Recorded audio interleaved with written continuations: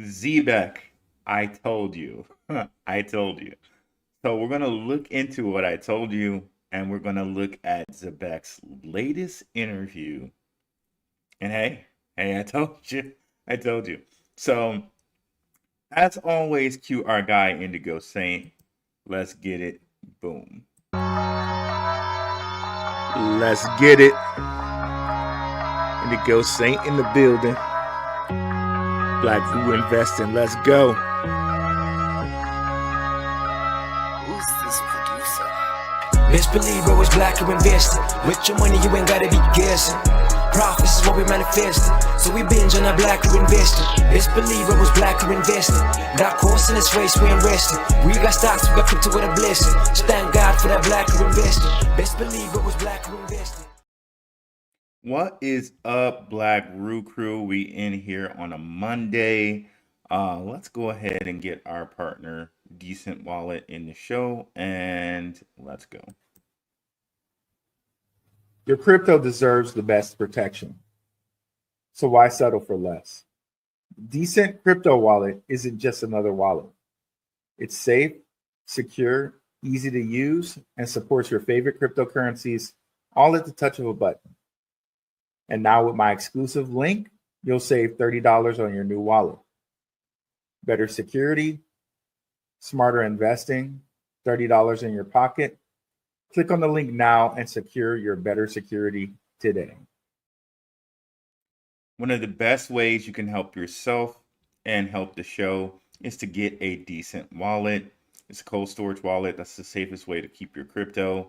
You can store your ZBCN on there. You can store your Swift on there. You can store your XCN on there. One of the best ways to help yourself and help the show. Also, one of the best ways to get exclusive access to me is the Patreon. We've just recently added some things to the Patreon, like open mic night. We had a nice open mic night on Friday. So far, we're going to have one every Friday.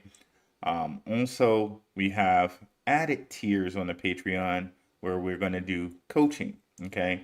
Just had a coaching call, went really well.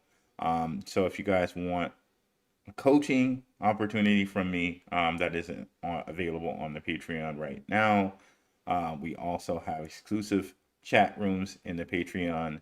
So if you're looking for that, links are in the description with the yellow fingers pointing to the Patreon. So let's get into everything today. Of course, we know the show has a format. We get to the information and then we get to the chat. So I can see some of the regulars in the chat. What's up, King Pound? What's up, E? He's our moderator in Telegram. What is up, Crypto Crossroads Show? We'll definitely be hitting up my man's channel here soon. Shout out to Crypto Crossroads Show. What's up, XRP Rude Boy? What's up, Paul Andrew? What's up, WF Capital? What's up, Crypto Clay? What's up, Marie Villas? What's up, XCN Onyx Nut? Let's see. What's up, Rico Clean? What's up, Rory the Dream? What's up, Charlie J? What's up, Paul Andrew? What's up, Dave F? What's up? I think it's Zernan Puig. I haven't seen you in here before, Zernan. Thanks for coming. What's up, Digital Money? Triple One. What's up, Bugatti?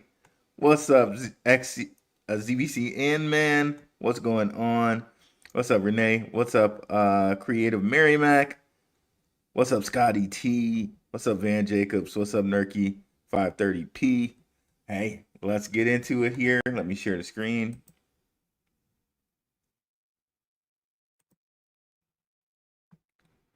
So,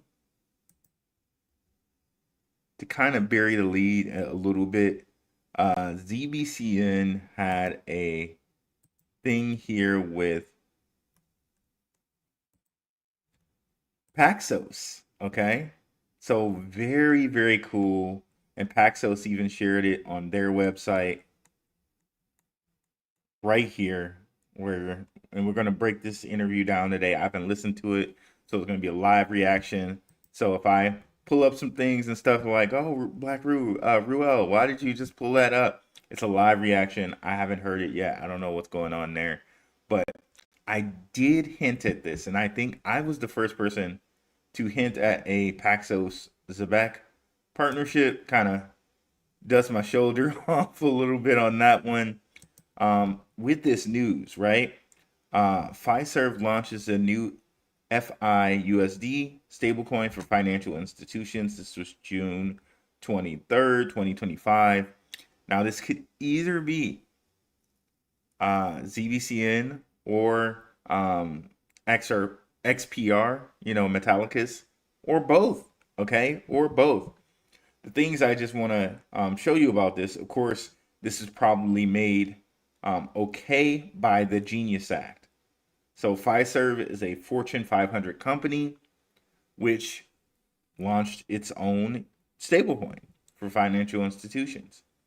And you can see here it expects to use the infrastructure from Paxos and Circle. Of course, we know Circle is partnered with ZBCN. Okay, so there we go. So again, they say it's going to be with the intention of making interoperable with several leading stablecoins. We already know that ZBCN works with Circle. We know it is connected to RLUSD via a silver card. So it works with Ripple's stablecoin. It works with Circle's stablecoin. And it says it will be available to Fiserv clients via Solana, one of the most trusted and used blockchains for stablecoins. So that to me very much pointed out, okay, ZBCN must be involved because we got Circle and Solana. Okay, two companies in which we know, if I go bring it up here, they are partners of Zebec. Okay, so let's just bring that up in case anybody might be new here. If you have been on the show or heard the show for a while, you've already know this. But for the newbies, we go look at Zebec investors or Zebec investors. We got Coinbase and Circle. Circle, just like we were pointing out here, but you see right away, Solana Ventures. Okay, so this is what made it really point out to me that this was Zebec. But also, if you look down here, you see offering programmability of blockchain with stability and trust of fiat currency, through the use of stablecoins, tokenized deposits in traditional banking and payments. And is expected to rapidly expand due to their ability to settle 24/7 streamline processes, increase efficiency, and powerful use cases where existing options may be limited. So again, that kind of says to me it could be Zebec. Again, it could be XPR because they also have some form of streaming payments. Could be XPR, but again, I think since they mentioned Paxos and Paxos has now had something with Zebec, I think we can say maybe Zebec is involved here. Okay, again, a little bit of speculation on my part, but again, when I told you this was way before, or this was before Paxos said anything about being connected to Zebec, and here we are today with Paxos saying they're connected to Zebec. So this will be my first time listening to the interview, so I'm really excited to see what they're going to say here. Without ado, let's kind of get into it here, and yeah, just keep coming in here, guys. What's up, Pizarro? What's up, Baga Valley in the house? What's up, BTM Crypto News Network? Hey, what's up, brother? I watch your stuff out here. Definitely check out BTM Crypto News Network. Some people in the channel say that they watch your stuff, so I went and checked it out. I subscribe to you as well, brother. Hit me up. I'm gonna have to hit you up, man. I'm gonna have to have you on the show for a collaboration. Definitely go check out BTM Crypto News Network. Another great content creator who spreads a good word about ZBCN. Appreciate you coming through, brother. What's up, Black and White? What's up, Harlow? What's up, Gavin Williams? What's up, John? All right, let's go ahead and hit this interview, and we'll be making comments during the interview. I would love to hear what you guys have to say in the comments. If you're watching this and recording, definitely add your comments to it as well. I can't get to every comment after on the recording because I do have a day job, but please put your comments in the description or after the show, and we'll get to it if we can here. But yeah, let's go ahead and get to the interview.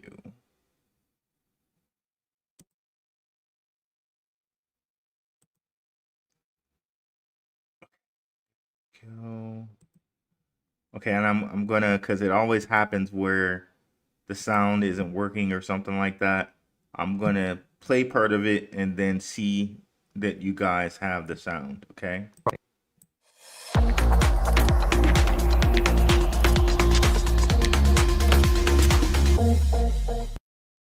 So did you guys hear that sound? Gonna go down to the bottom.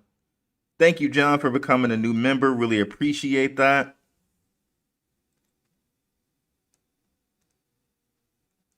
Shout out to John for becoming a member. Hit her all day in the house too. All right, what up?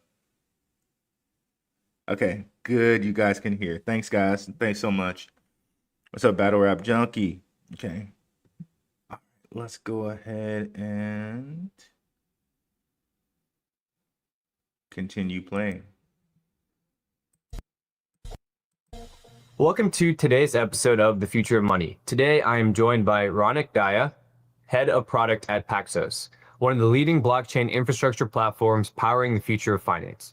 Ronak has been at the forefront of building. And by the way, something to note about Paxos is that Paxos does the PayPal USD, okay?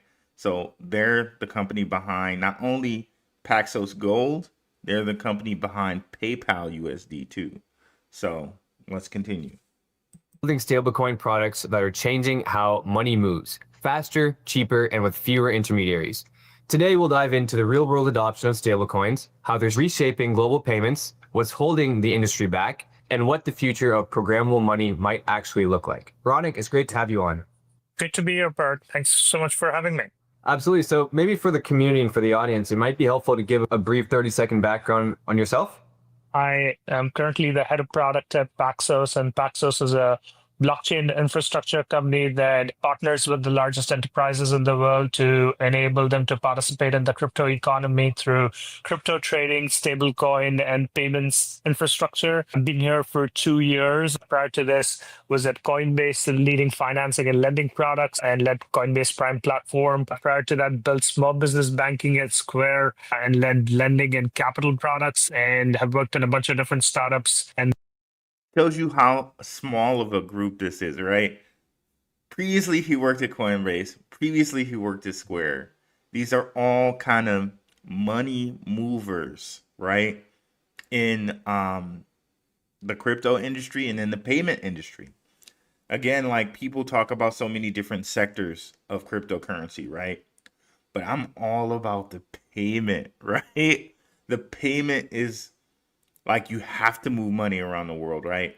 And the people that move the money want to be in control of the money. To me, this outweighs everything, even though it has like AI elements in it, right? To me, this outweighs AI. To me, this outweighs gaming. To me, it outweighs like almost anything that you can think of, right? Case in point, let me reference a mind map here. I always talk about Tim Draper a lot, right? But I made a mind map to just show how many exchanges Tim Draper is involved in that I know of. And it is clear to me that Tim Draper and like people who back him, because I've done a lot of research on his family. He's been backed. That family has been backed. The Draper family has been backed by the Rockefellers.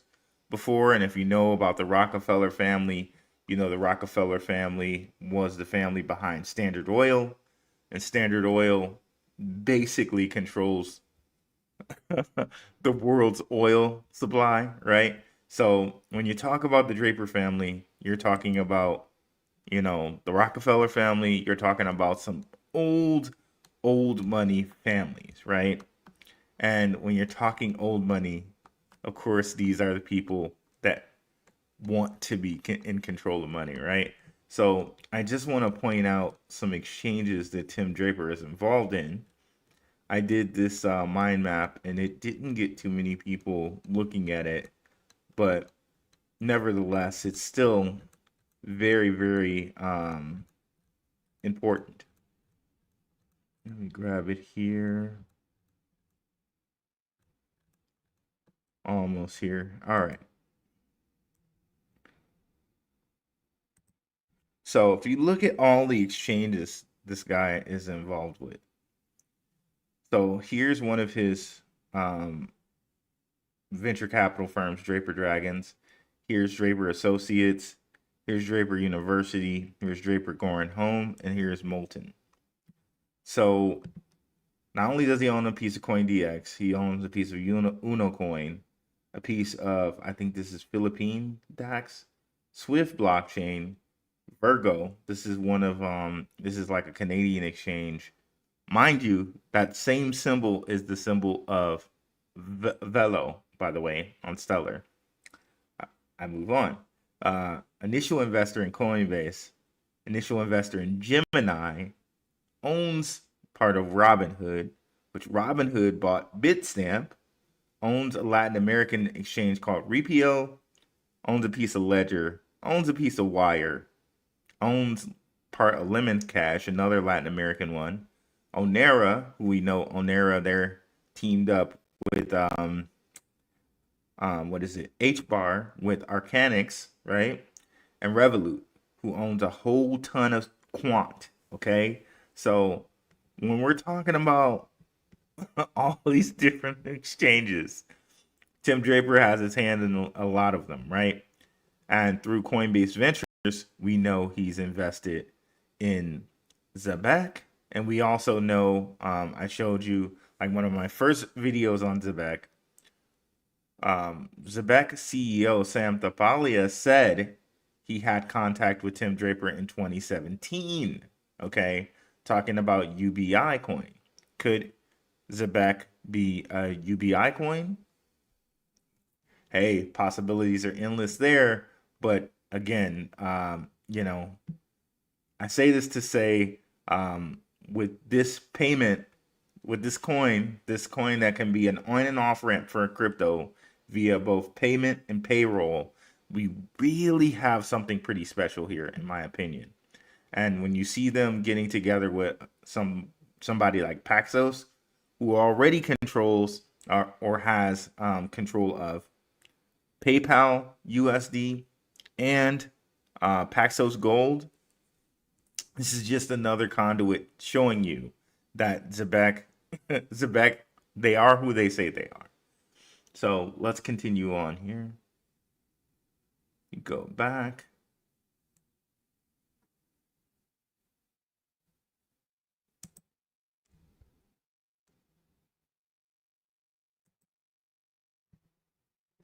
Okay, I'm gonna share this tab instead. Make sure it's shared. And we will play. In fintech and the adtech space, and I currently live in New York, and I've been here for the last 15 or plus years. So I was taking a look at Paxos and doing a bit of research on them. You guys are a heavy hitter. You've issued assets for the global dollar, PayPal USD, Lyft dollar, Pax dollar, Pax Gold, and BUSD. Maybe if you could run us through what... That was a lot. He just said that really quick. Do I have this on extra speed? I don't have this on extra speed. He just said that real quick. Let's go back a little bit. And lending and capital products, and have worked in a bunch of different startups and in fintech and an ad tech space. And I currently live in New York, and I've been here for the last 15 or plus years. So I was taking a look at Paxos and doing a bit of research on them. You guys are a heavy hitter. You've issued assets for the global dollar, PayPal USD, Lyft dollar, Pax Gold, and BUSD. Maybe Pax Gold, the global dollar, PayPal USD, and wow, just so many. I'm gonna go back a little bit. Lyft dollar, Pax Gold, and BUSD. Maybe if you could run us through what Paxos' core product vision is when it comes to stablecoins and tokenization. How do you think about balancing compliance, scalability, and innovation? Yeah, for sure. Paxos was founded 10 plus years ago with the idea that most financial markets will move on chain, and adoption of this new technology will come from new crypto companies that are created and DeFi ecosystems that will get created, but also with existing financial players who will seamlessly adopt this technology in their background. And when they do so, they're going to need infrastructure that can partner with them and meet them where they are, operate in a regulated environment, and scale with their needs. And that's what Paxos is here to serve. Obviously, the vision of today more feels much closer than it ever was, but we've been at this for a little bit. We've evolved our thinking, but the core pillars of our strategy have always been around: one, tokenizing assets and bringing them on chain, and then two, providing a utility platform that helps drive adoption, utility, and value and usage of tokenized assets and other crypto assets. So tokenization first, and basically bringing TradFi on, on chain. This is everything that we saw in that Fiserv article, in which Fiserv launched their own FIUSD.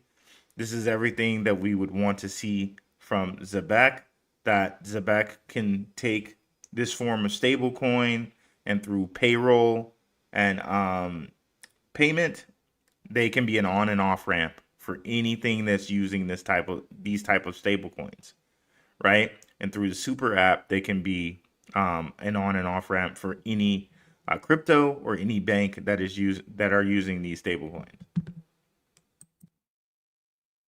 So on the tokenization side, we're one of the largest issuers of stablecoins, tokenized dollars. We have issued PYUSD for PayPal. We issued BUSD back in the day for Binance. We issued a USDL, which is a yield-bearing stablecoin. And most recently, our focus has been around global.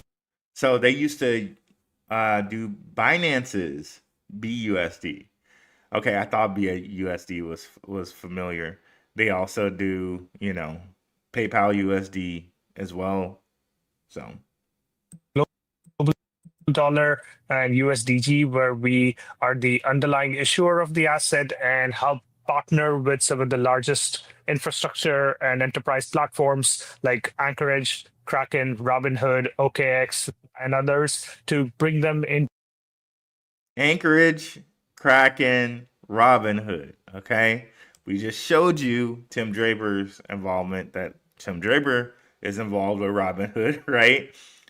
We know Anchorage Digital, and we know that Simon Babakani, the COO of Zebec, went to school with the head of digital assets of BlackRock, Robert Mitchnick.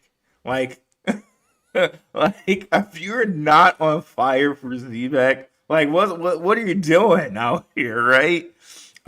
There's so many connections that, man, this is a wealth of information so far, and we're only 3.5 minutes in, right?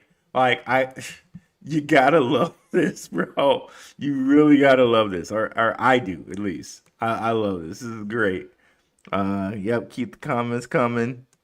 Keep the comments coming. This is crazy, man. Okay, let's continue on here. To a shared ecosystem to drive adoption and growth of stablecoins. That's on the tokenization side. On stablecoins, we also have tokenized gold, and we have the largest tokenized gold product in Pax Gold, and have continued to explore other tokenization efforts that I'm happy to talk about. We couple that with... Now, they tokenize gold, but think about this, right? If you think about gold, and I know there's a lot of people out here, because I know there's a lot of people out here like, okay, well, gold and silver are physical. And the physical assets, you want something tangible and stuff like that, right? But when we look at the asset like XRP and Stellar, right? XLM, these assets to me might be more valuable than gold or silver. You know what I mean? Like in the long run, and saying who holds them, right? Because gold can always be mined, right? And there can always be more gold mined, or always more silver mined, or always more oil mined, right? So in essence, when you think of a Bitcoin, or you think of an XRP or Stellar Lumens, these assets could be in the long run more valuable than gold. Okay. So again, if you think about, again, these type of people, these old money people, and you look at the ETFs, you look at the exchanges, they're all hoarding up these assets, right? But again, if we think about, I like symbolism, and I really believe in karma, right? Everybody had their fair share of opportunity to grab cryptocurrency, right? Regardless of what Larry Fink said, regardless of what anybody said, everybody has the opportunity right now to grab cryptocurrency. So if there's a thing like karma, right, where it's like, okay, well, you grabbed up everything of it and you didn't offer everyone a chance, so I will smite you. Someone will smite you. Like a higher power will smite you. But no, everyone had a fair share. Despite how they were misdirected, everyone had a fair share. This is our opportunity right here. Are you ready? Hey, I'm getting ready. I don't know about you, not financial advice, but I'm getting ready out here, man. With a utility platform. So we have a qualified custodian and buy, hold, sell capabilities for crypto trading that we offer. So we power all crypto trading for PayPal, Venmo, IBKR, and others. And we Okay, they power crypto trading for PayPal and IBKR. If you guys are not familiar with the stock market, this used to be a stock show. IBKR is Interactive Brokers. They are another kind of exchange like a Robinhood that does stock trading and also cryptocurrency trading.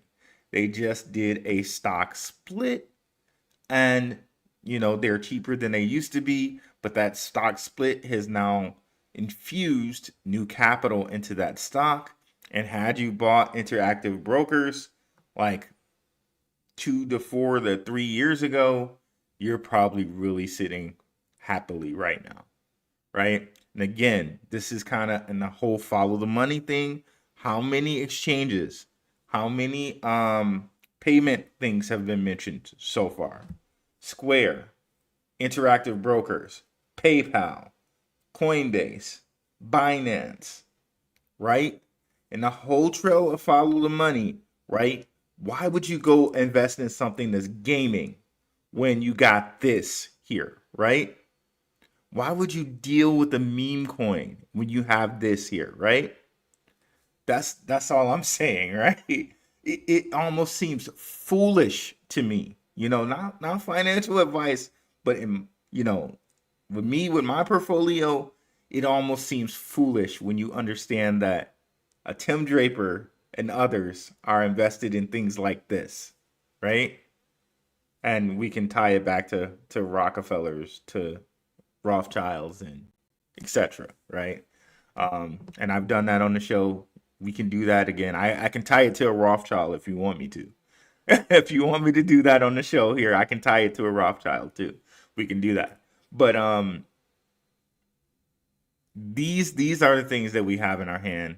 This is what we're working with right now. Man, it's glorious. It's glorious. Built a stablecoin payments platform that enables anyone to be able to leverage our assets or other assets for payments and money movement use cases, all in a unified platform that you can onboard and operate out of. The idea around this is that as more and more enterprises and businesses Oh, and also Trump. We can tie this to Trump too, because he's up here vacuuming up Ethereum. He's up here creating DJT, publicly traded on the stock market, and he's investing in Bitcoin and Ethereum and other stuff, right? And a member of the community, shout out to Creative Control, connected Zebec to crypto czar David Sachs through Craft Ventures. Okay, so Zebec has been connected to the crypto czar. All right, like it's amazing to think about what we're holding on to, right? It's amazing to think about that. Like 5 cents should be easy with all with all the connections that we've made here. Shout out to the community, right? Shout out to Creative Control. Shout out to Blue Collar Crypto. Shout out to Rob Mass. Shout out to Maximus Crypto. Shout out to those guys, right? Shout out to the community. We got a really nice community here. Everybody's hungry for knowledge. Everybody shares knowledge. It's wonderful, man. It's wonderful. Let's continue. businesses realize that they want to use blockchain-enabled infrastructure, especially stablecoins, that they need a unified platform offering that integrates an asset, custody, and wallet infrastructure, trading, money movement capabilities, onboarding, compliance, and Paxos provides a unified hub to be able to get started and scale with your needs.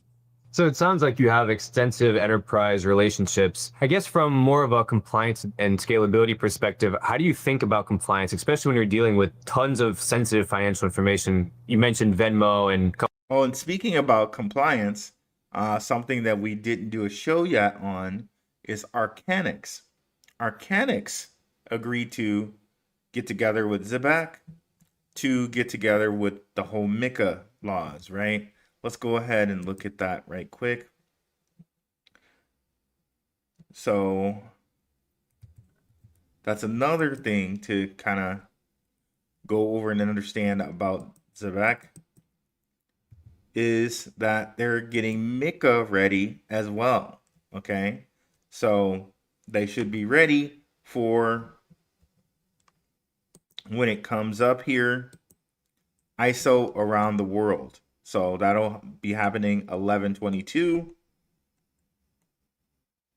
Again, we've shown you Tim Draper and his various exchanges around the world. If he's involved in Zebec, then, well, you think he would want Zebec to help with payroll around the world. They told us, Simon Bebekani told us, he's talking with the British Parliament about stablecoins for them, right? He told us that in the last spaces. So again, it's something we should be really hyped about here. But it's not just hype; it's actual, it's actual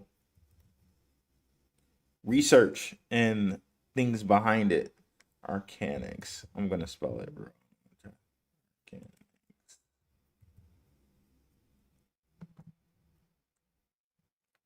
Okay, we can get back to the Arcanix thing later here. I'll just continue on with we'll come back to Arcanix. Of other big players, they have millions of customers that they share information with. How do you think about compliance in that sense? How we build out our platform is flexible for different partners' needs. Some partners want to own the end-to-end customer relationship, but still need to be able to leverage technology infrastructure solutions that enable them to do OFAC screening on any transaction that happens. And so we've partnered with a variety of different sort of service providers and built in-house compliance capabilities to be able to do that. As I mentioned, our long-term thesis that we've invested from the very beginning has been around creating regulated infrastructure. So we have a New York trust charter. We're regulated by the NYTFS. We have issuance capabilities that are regulated by the NYDFS in New York, MAS in Singapore, the AD, the FSRA and ADGM.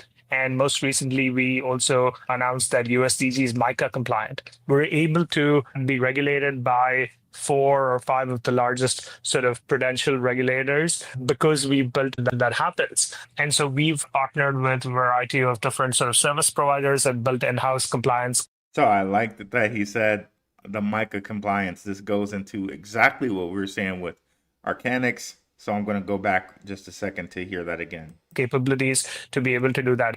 As I mentioned, our long-term thesis that we've invested from the very beginning has been around creating regulated infrastructure. So we have a New York trust charter. We're regulated by the NYTFS. We have issuance capabilities that are regulated by the NYDFS in New York, MAS in Singapore, the AD, the FSRA in ADGM. And most recently, we also announced that USDG is MiCA compliant. We're able to be regulated by 4 or 5 of the largest sort of prudential regulators because we built. Okay, and don't also sleep or don't ignore the MAS, the Monetary Authority of Singapore. I've broke down on here how they connect to Zebec or Zebec. I broke down how they connect to XLR as well. And there's a lot of connections there with Mr. Tim Draper. So they're a big money authority, which a coin like Telcoin also is a part of the Monetary Authority of Singapore. Like basically, to me, what they look like, the Monetary Authority of Singapore, is if you want to get kind of into BRICS and you want to do stuff that's like not G7, that's not just like America, you have to be kind of regulated by the Monetary Authority of Singapore. Telcoin is, XLR is, so when he's mentioning a lot of big people there, but also MiCA. We've seen with Zebec, they've already shown us with the Arcanics thing, which we'll go over a little bit later, that MiCA is important for them as well. Okay. And here we've talked about MiCA since LCX. We've talked about LCX for years now. LCX was basically the guinea pig for the MiCA laws. So all the MiCA laws basically went to and applied to LCX first. So don't sleep on LCX as well.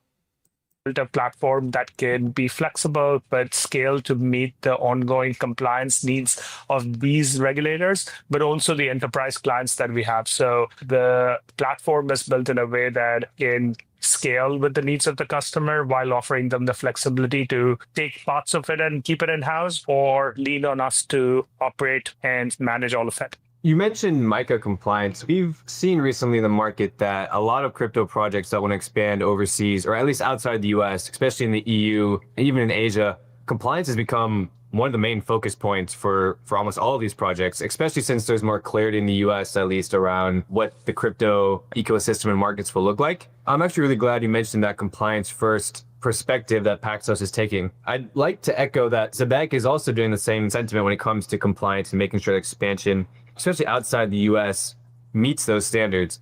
So we actually last month acquired a company called Gatenox. They're a KYC, AML, identity verification Web3 platform. It allows us to offer end-to-end. And that's what I was going to bring up with Gatenox. That Gatenox acquisition means they're going to be compliant as far as like KYC and things go. But to me, this is speculation on my part again. It's going to embed DID into their stack. So it's really going to put them at an advantage when it comes to doing business, because now if someone wants to do something like a loan or have collateral for like a loan for, like, let's say real estate, we know they're partnered with Proby, right? If they want to do something like real estate, they already have the KYC and the digital identity there. So that's going to put them head and shoulders above the rest. Again, Simon Bebekani kind of told us, if you don't have DID embedded into your stack, you're going to be at a disadvantage, okay? So, again, we know Zebec has it. We know XPR has it. In fact, like Marshall Hayner came out and said, like, okay, well, we're like one of the only ones I know that have it embedded into our wallet. And he was true with that before, like now with Gate Knocks, Zebec may also have that embedded into their system as well. They haven't announced it as DID, but if you kind of read between the lines, it seems like DID to me. Okay, so let's continue. Clients directly within our ecosystem. So this can go anywhere from onboarding and verification to, say, transaction monitoring. And especially when you have stablecoins built into a platform like ours, which is a payroll platform, it's especially important that these enterprises understand that we're basically just complying with all regulatory standards. So it makes a lot of sense that Paxos shares the same sentiment and takes the same approach, especially when dealing with these large enterprise clients. That's awesome. I'd love to learn more about it. I think from our perspective, we're seeing compliance and privacy both be front and center, especially for enterprise customers that come to the table. It depends on the size and scale of the operation that you manage and the geography. Understand, like, enterprise clients are going to want this, and understand too, if Zebec is going through all the trouble to do this with the DID again. That's my speculation. That's my speculation. It's DID. They're announcing it as like internal KYC and AML, which is basically DID in my mind. And they're also getting the SOC 2 compliance. Who else is going to compete with them?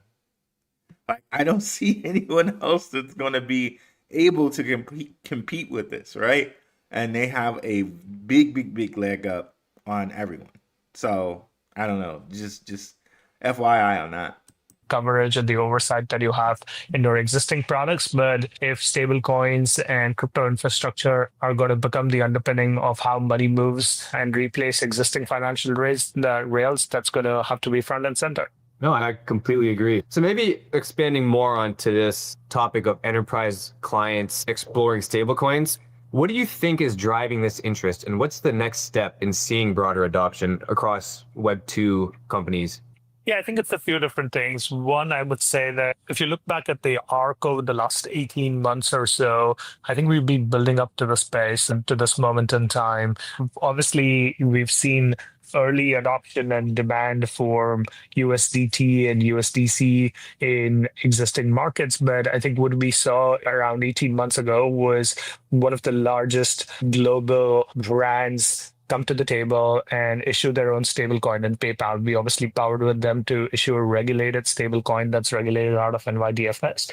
But the fact that someone like PayPal decided to create their own stablecoin and offer it and integrate it into their core money movement sort of flows was something that would have been really hard to do and imagine 18 months ago when the regulatory climate and the political climate was completely different. But that started to awaken and make the...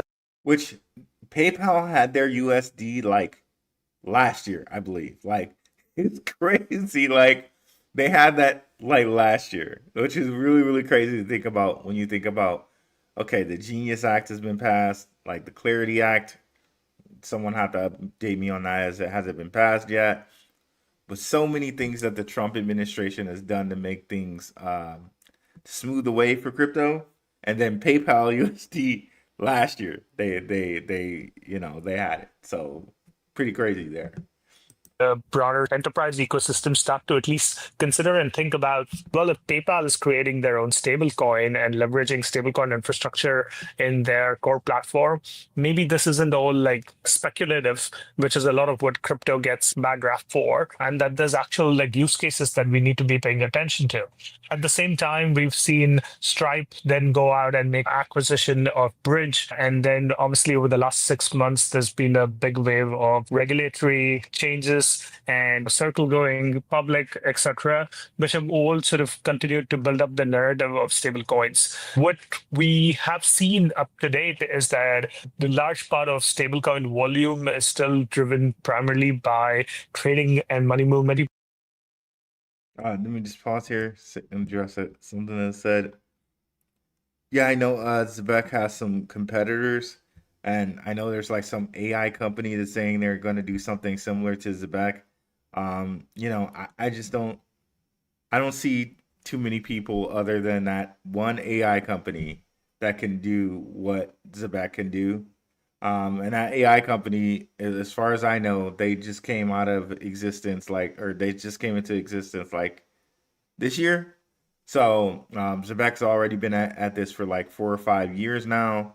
So it's going to be hard pressed for someone in my mind to come and dethrone the progress that they've had so far. But yeah, let's continue.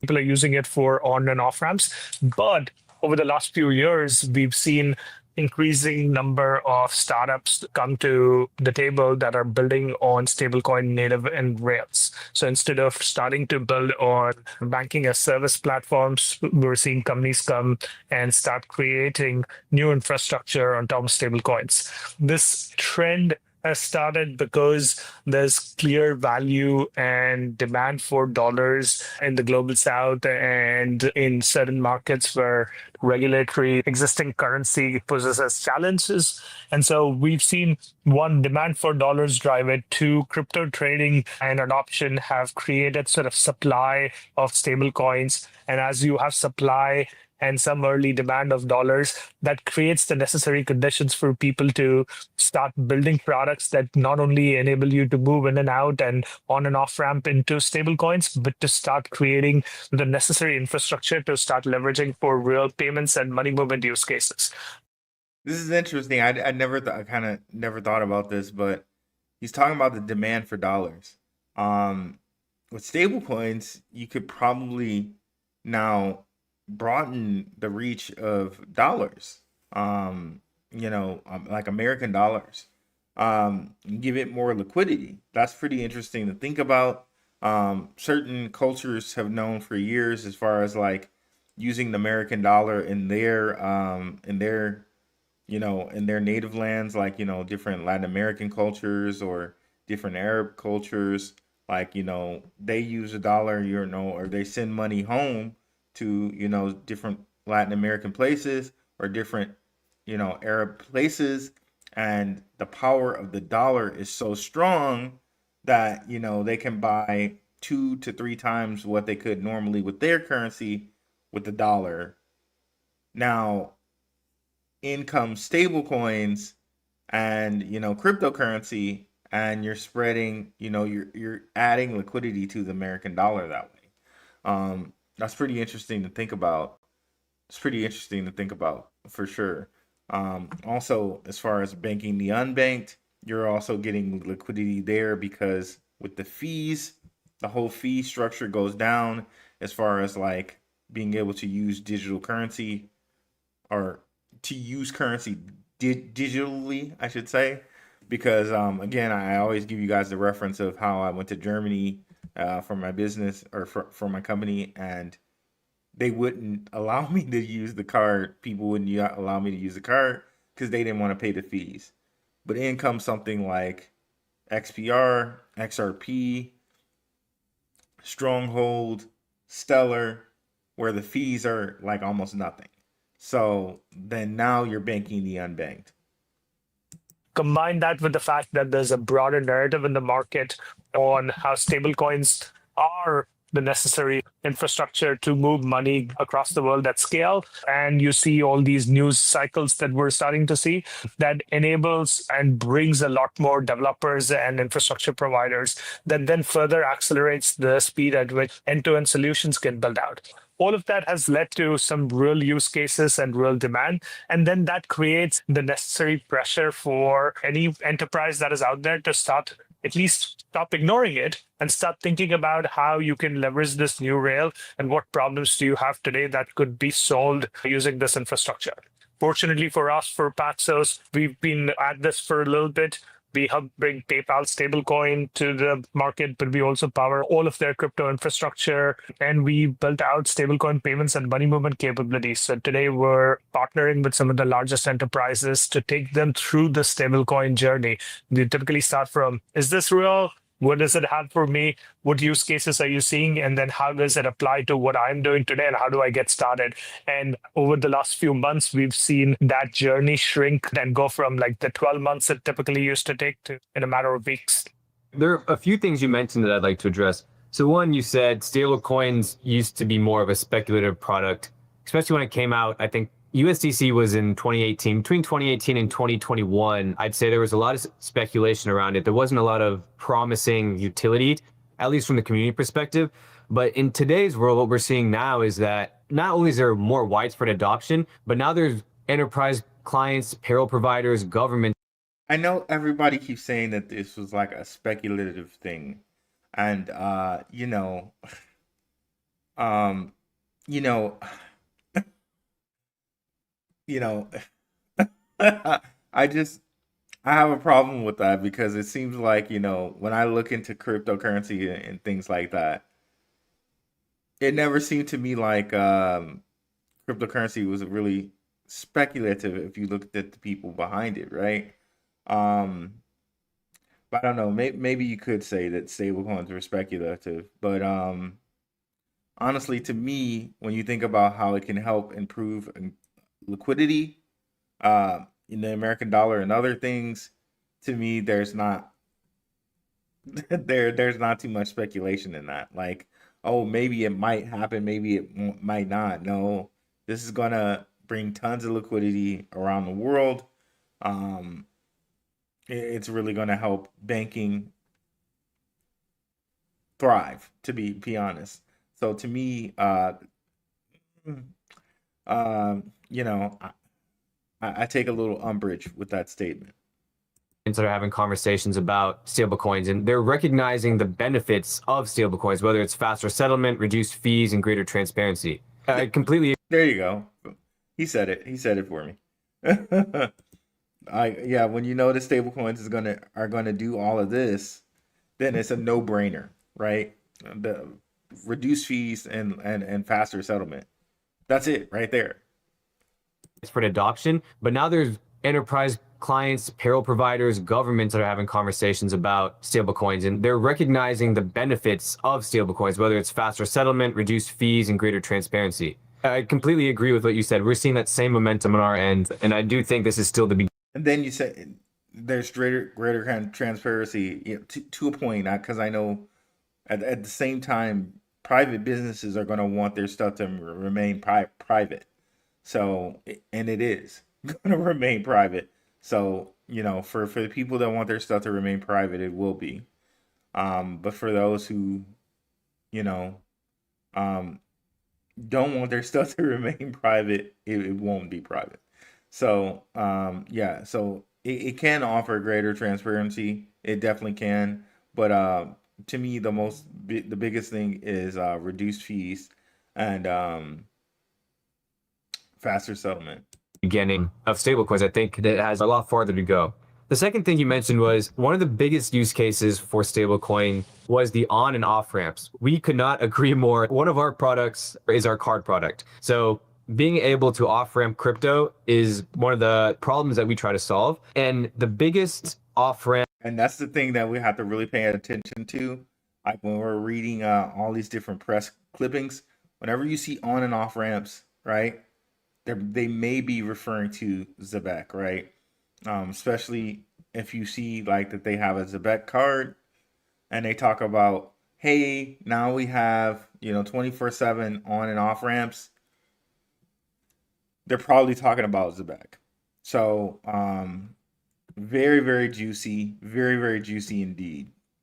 That we've seen is from stablecoin. So not only does it serve as the primary payout method for cross-border payments, it's also the primary payout method for payroll. So not only do employees want their checks faster, they don't want it in just US dollars. That's typically ACH to their bank account. Now they want it in USDC or stablecoins. So we're seeing a huge shift towards stablecoin payroll, which is something we're trying to pioneer and partner with enterprise clients on. And then the last thing you mentioned is that stablecoins are a necessary infrastructure to move money across the world. I could not agree more on this as well. I think stablecoins have facilitated an easier solution to cross. Okay, yeah. I'm spelling it wrong. I got that I was spelling it wrong. If I'm saying it wrong, I don't know how to say it then. Our Canix, I don't know. You guys know what I'm talking about. I'll figure out how to say it later. Okay. I'll figure out how to say it later. But we all know what I'm talking about, right? Let's continue. Cross-border payments, instead of going to like say, Western Union and paying a 10% fee to send money to say Argentina, now you can just send it instantly at a fraction of the cost, if any cost at all, through a stable coin. So no, I completely agree that stable coins are the next big thing. And I really do think the utility around it is what makes it so attractive for the everyday user, for enterprise clients, for governments, just everyone and anyone in general. Yeah, I touched on a lot of the journey of how sort of the stablecoin momentum has come up, but I think with the necessary sort of infrastructure in place, we're just going to see an increased wave of use cases. The most obvious ones are where money sits idle. Today, when people look at existing fintech apps, things work, but things work because there's a large level of abstraction, and stablecoins help sort of actually get to the bare metal of it and solve the problem in the right way by leveraging blockchain infrastructure. So we'll just increasingly see more integration into existing financial rails. And ArcX, is that how you say it? If you want to help me, you can spell it like phonetically, like and put like a hyphen or whatever. But you know, but here let's go back just a little bit. things work, but things work because there's a large level of abstraction, and stablecoins help sort of actually get to the bare metal of it and solve the problem in the right way by leveraging blockchain infrastructure. So we'll just increasingly see more integration into existing financial rails and net new apps be created as the cost and speed to get started continues to go down. Nope, that makes complete sense. So you mentioned the USEG, which is the US global dollar. So let's talk about that for a minute. What is it and how is that different from other stablecoin ecosystems? Yeah, for sure. So when we launched the PayPal stablecoin partnership with them, it was very clear that most companies are going to want a version of their own stablecoin. The reason for that is that today, when you leverage existing other stable coins that have adoption in the market, you are relying on an asset that is not currently like regulated in most markets. You're not getting any of the economic benefits or control. And in most cases, you're likely enabling a competitor, because we know that 65% of economics of USDCs goes into Coinbase, as we've seen in the S1. It was very clear that most exchanges, enterprises, and others are going to need a stable coin that they can help drive adoption of and get compensated for it. But the world also doesn't necessarily need hundreds of different stable coins that all have fragmented liquidity. The stable coins are networks at the end of the day, and the value proposition that any stable coin has is. And see, he says, and I think this is true, right? Stablecoins are networks at the end of the day. Like, essentially, when we have our money in banks, it kind of already is a stablecoin, right? Because you're basically like, okay, if I had my money in Chase Bank, right? Pretty much my money is validated or verified by Chase Bank. So essentially, they're the ones who are going to say, like, if I want to come and get my money, it's going to be backed by Chase. So essentially, my money is backed by Chase stablecoin, Chase network, right? So essentially, every big company's network is a stablecoin already. They're just putting a name and a label on it of the stablecoin, right? So it's interesting. I agree with him. Like, we're not going to be able to have everything a fragmented network. But I also think that with the regulation and things that they're putting in place, not everyone's going to be able to have their own stablecoin anyway. So ArcX. Okay, ArcX. Okay, I think I said it right. But I'm not going to be too worried about that. I'll look it up later. Is in the availability, access, and liquidity that they're able to leverage in the market to be able to create the connectivity that enables you to get the benefits of moving your dollars on the blockchain. And so I have always focused on creating regulated assets that give the largest enterprises protection and peace of mind to feel comfortable that the dollars is always going to be worth the dollar, that there is backstops and protection in place for such that they can have the trust and confidence to put their own corporate money or hold their customers' money, because at the end of the day, they're passing some of that trust down to their customers. If they're going to put their name and brand and association with it, they need to have full confidence in it. And then if they're the ones driving adoption and distribution, that they get compensated for it. So we took that and created. So I like what he's saying there. So essentially, what he said was a stablecoin is a network, and I kind of believe that's kind of it, right? Just like we just gave the bank example with Chase. Like if Chase created a stablecoin, your money is backed by that stablecoin. It's kind of like that already. Whatever bank you have your money in is kind of backed by that stablecoin. Like for instance, we see Metallicus. Metallicus is getting all these different credit unions together. So all the different credit unions that kind of back themselves by Metallicus will be backed probably by the metal dollar and whoever is behind the metal dollar. I know Metallicus has like people from BNY Mellon on their board. Maybe ultimately the metal dollar is backed by BNY Mellon. So again, maybe multiple different stable coins are backed by multiple different banks. For instance, like BNY Mellon, possibly, allegedly, maybe could be the ones that back metal dollar. And then maybe some other bank could be some ones that back USDC and another one that backs USDT, right? But in this instance, as far as FIUSD, Fiserv USD, we know Paxos and Circle are going to be the ones that back that stablecoin. And as far as PayPal USD goes, Paxos backs that. They also back Paxos Gold, and they also back all the different stablecoins we have over here in the right-hand corner. So again, who is the entity that backs Paxos ultimately? That's probably in some different some paperwork somewhere, but I don't know it off the top of my head. But whatever entity backs Paxos is probably the ones that's backing all of these stablecoins, right? For Paxos. But let's continue.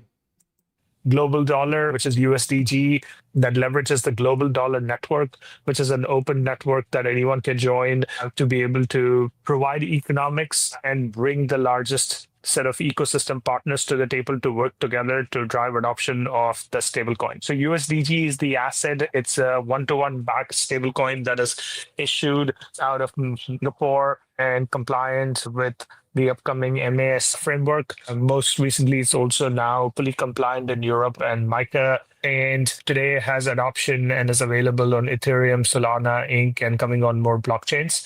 The unique value proposition of this is that it is backed and adoption of it is driven by the Global Dollar Network. The Global Dollar Network is an open network that any enterprise can join.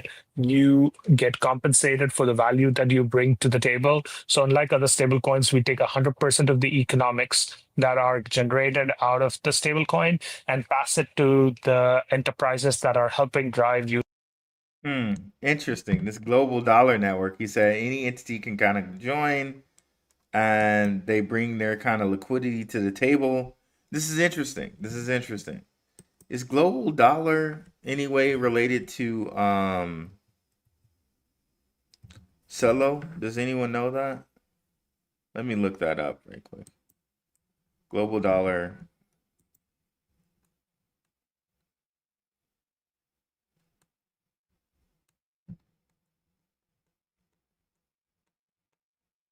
No, Celo has their own C dollar, I think. CUSD. Okay. It is designed to support the needs of regulated institutions that maintain higher standards of operation. Paxos Digital Singapore is the issuer and is regulated by the Monetary Authority of Singapore. Gotcha. Awesome. Interesting. It'd be interesting to see if Swift blockchain has this this dollar. Well, let's continue here.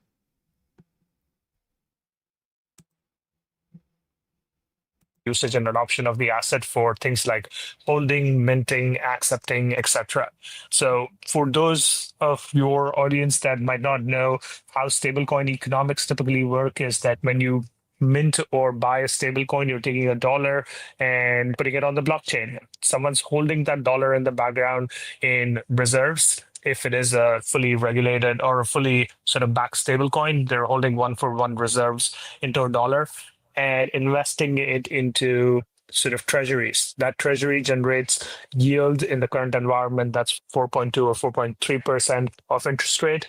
And most existing stablecoins call that revenue and pocket all of that money. Global Dollar Network takes all of that revenue and passes it to the distributors to help drive adoption and growth and compensate any enterprise and any business to now get all the benefits of having your own stablecoin, but being able to leverage the benefit of the network and the distribution of the network to grow the asset and see utility of it. So it sounds like it's more community focused in order to drive adoption long term. It's focused on a network and leads. So our existing Global Dollar Network has 50 odd partners who all have millions of users who have a reach of over 60 million customers. We partner with Kraken, who has launched rewards programs, has integrated into their exchange. Their new CrackPay app fully runs on USDG. We partner with Anchorage, who's integrated this into their core flows. We recently launched with OKX, who's doing the same thing. And every sort of business essentially needs to pick what stablecoin they're going to use for their ecosystem and flows. And we're working on making sure that USDG is that asset because it gives them the benefit of the network while giving them the economics that they can't get anywhere else. So I was taking a look at the website earlier. There's a section on the USDG page that says earn when you accept. There are incentives for inbound USDG. Oh, interesting. Not like I'm an economist and a master on stablecoin economics here, but it does seem to me like, okay, well, if you don't have the liquidity to be a part of this, these stablecoin organizations, then you're kind of locked out as far as it goes with the distribution of money. So that's pretty interesting to think about. Like, you have to come to the table and you have to be accepted by these organizations if you want to be a part of this stablecoin cadre or this stablecoin group.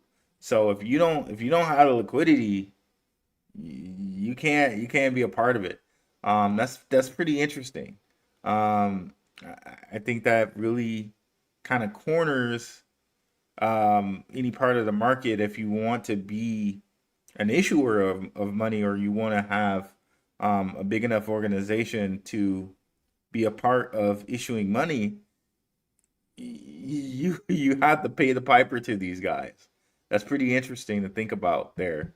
So if you wanted to create your own bank or be a part of a bank, you would have to kind of pay the piper to these guys. So that's pretty interesting. But let's continue. Deposits and payments on your platform. How exactly does that payment network work?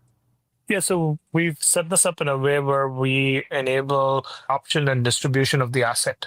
Typically, you are holding the asset or you're driving payment and acceptance.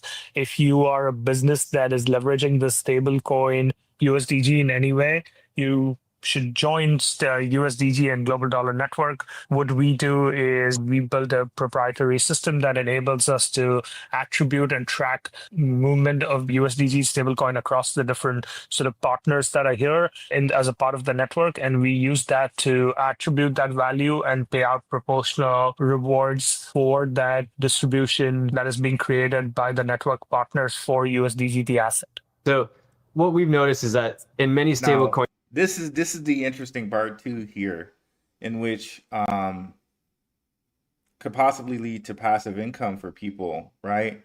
Is that, it seems like with these stable coins, as far as like if you look at things like Uphold, you look at things like Coinbase, they're giving a much better APY than banks are. So in essentially, it's kind of our own little best kept secret over here in cryptocurrency, right? But then, once people start finding out about it, these interest rates will probably go down more and more and more. Kind of the same thing that happened with banks. Because if we were to kind of go back in history, right?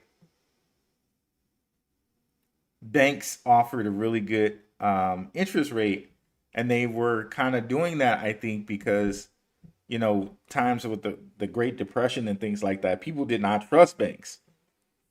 So in order to kind of get people to trust banks and become a part of banks, banks probably had to offer pretty good interest rates back then, right?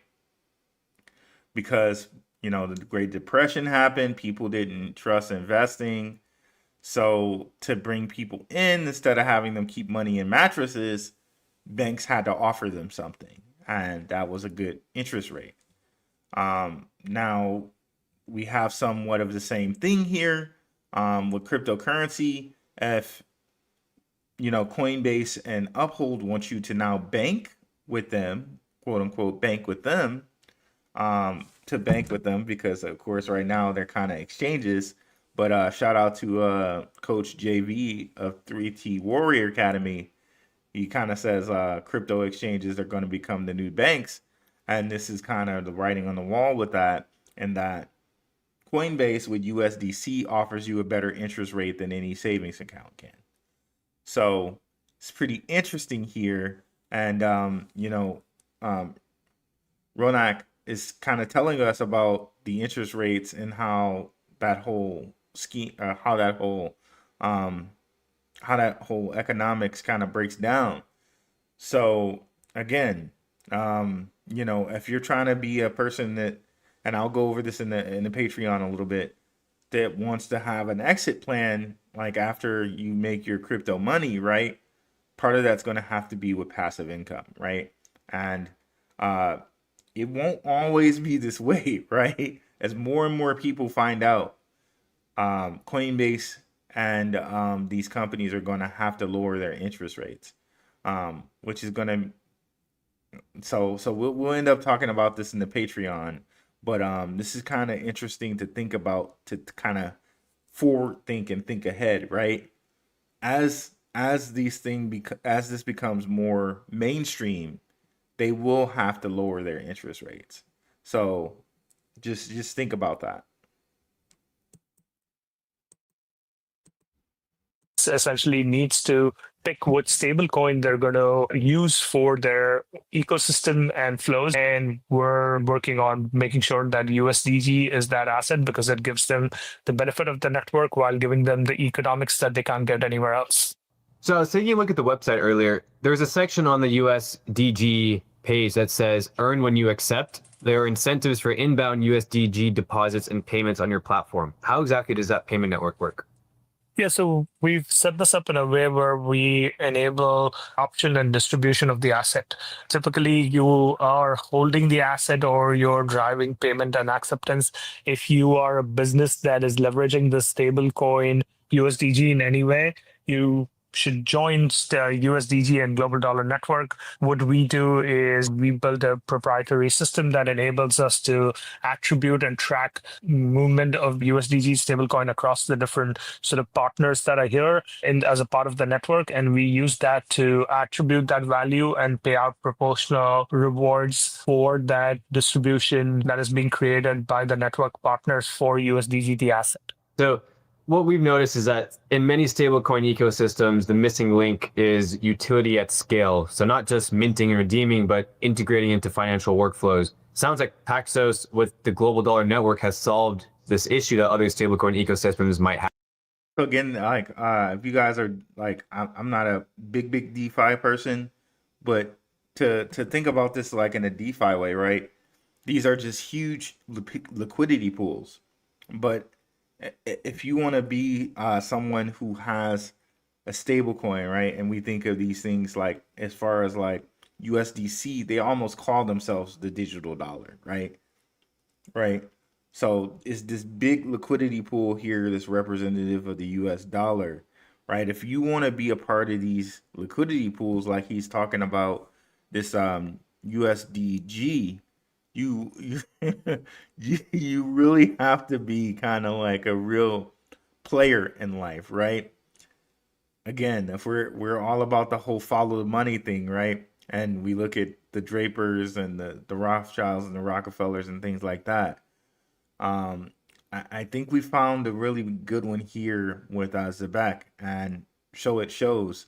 And these are the kind of people that Zebec is rubbing elbows with. These are the kind of people that Zebec are, having interviews with.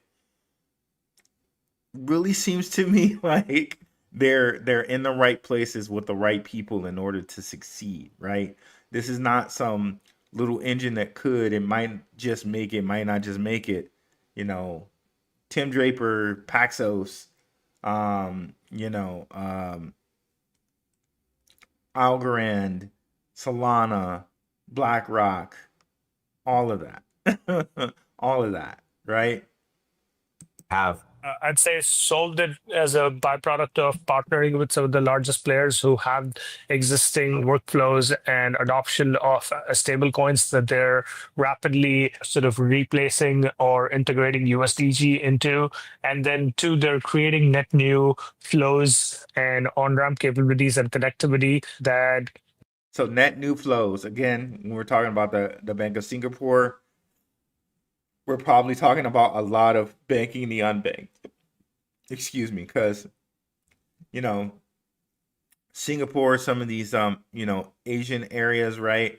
Latin American areas, a lot of these areas may not be banked. Shout out to Simon Family Investments, and again, RIP to Simon. Their family lives in Mexico, and they told us, a lot of people are not banked down there. They still use cash, like even trying to use Bitcoin and things like that is like, not too many people use it down there. So when they're talking about bringing on new flows of income, this might be the unbanked that are getting brought in, because now the fees and the settlement is cheaper and faster.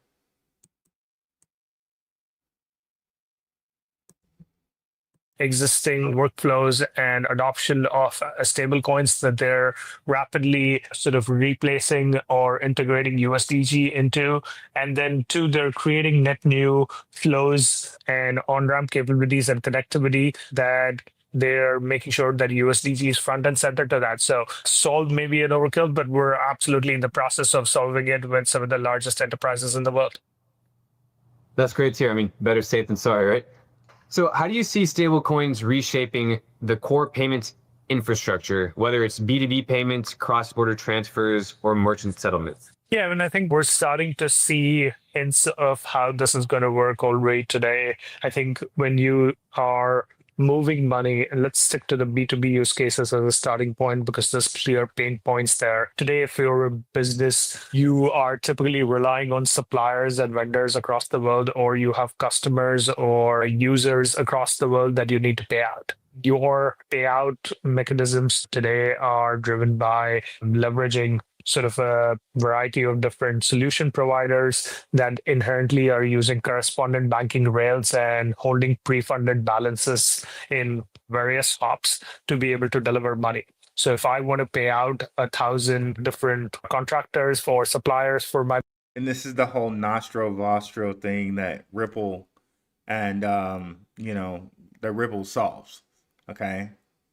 Business, I am making those payments, leveraging some system that charges me a decent amount of money and takes 6 to 7 days to settle. And a lot of the cost associated with that movement comes from the various set of intermediaries that are involved in the flow. Right. There's so many intermediate players. Takes 6 or 7 days. There's extra fees because there's all these intermediaries. Again, I told you when we looked at Zebec, and we looked at an interview that Sam had with a Nepali gentleman. One of the things that is said down on the interview description is that Zebec wants to send money from A to B, like, with no in between. This is exactly what Mr. Ronak is hitting on right now. Plus the pre-funding requirements to make sure that when I actually move the money, that it can settle, because moving each hop takes a while, and more often than not, Mr. Daya, excuse me. people are taking counterparty risk and settling ahead of time by holding pre-funded balances, and those pre-funded balances have a cost of capital. All of that results looking fast, but that speed, even if I said 6 to 7 days, there are options where I can pay like 2% or 4% or maybe higher to be able to move money more quickly. And that happens because of the system that I just described. And when you add that up to paying thousands of merchants and paying thousands of sort of counterparties and billions of dollars on an ongoing basis, it adds up to significant costs. Stablecoins can eventually replace that end-to-end flow. As there is demand and supply available of stablecoins, there's less of a need to sort of off-ramp. But today, what they're able to do is they at least solve the 6 to 7 hops that I described. Instead of doing pre-funded balances and having sort of stablecoins go from one correspondent bank to the other. See, this is how fees go down, because you don't need the 6, 7 hops. You send it through the blockchain. The blockchain has the kind of the trust already built in, where you don't need the 6, 7 hops. You got the trust built into the blockchain or the ledger or the hash graph. It's easy, then done. Like, so now there's not 6 or 7 people. There's not the pre-funded money. You got to use you got to have the fees to pay the 6 to 7 people. It's just sender receiver. Already trusted, already KYC'd or digital identity done. So that's how you have the less fees there. They can move from sort of the point of origin to destination. They still need to be off-ramp, because today you still need to take your US dollars and convert them into stable coins. And at the receiving destination, you still need to take your stable coin and convert it into local currency. But that's where we are today. As supply and infrastructure continues to increase, we're starting to see receiving counterparties starting to hold more of those assets and start to expend it using a stablecoin-backed credit card, or keep it as a savings account because the receiving country's currency is not set up. So over a period of time, even those sort of costs in the first and the last mile will go away, but the necessary conditions for stablecoins to be leveraged for B2B payment use cases are already there today. And we're starting to see a large wave of use cases, both from one-to-many, many-to-one payments and payouts already come to life. As an example, we power crypto payments for someone like Stripe. And so today, if you're a Stripe merchant, and you go on your dashboard, you accept stablecoin payments, that's Paxos in the background. Would we partnered with them in the background is to be able. Paxos already used by Stripe. Does that mean Stellar is there in some way? Because Stellar is, they have investor in Stripe. That's pretty interesting to think about. But again, this kind of shows, they're getting all the laws in place for this to be okay. They're already using it with Stripe. So again, now if we take the conversation kind of back a little bit away from stable coins and talk assets, that really makes me think and believe in Zebec, XRP, Stellar as assets, right? These will be assets that you will not want to necessarily spend. You would just want to earn passive income off of these assets. Okay. Able to have their US merchants accept stablecoin based payments. They can do that from anywhere in the world.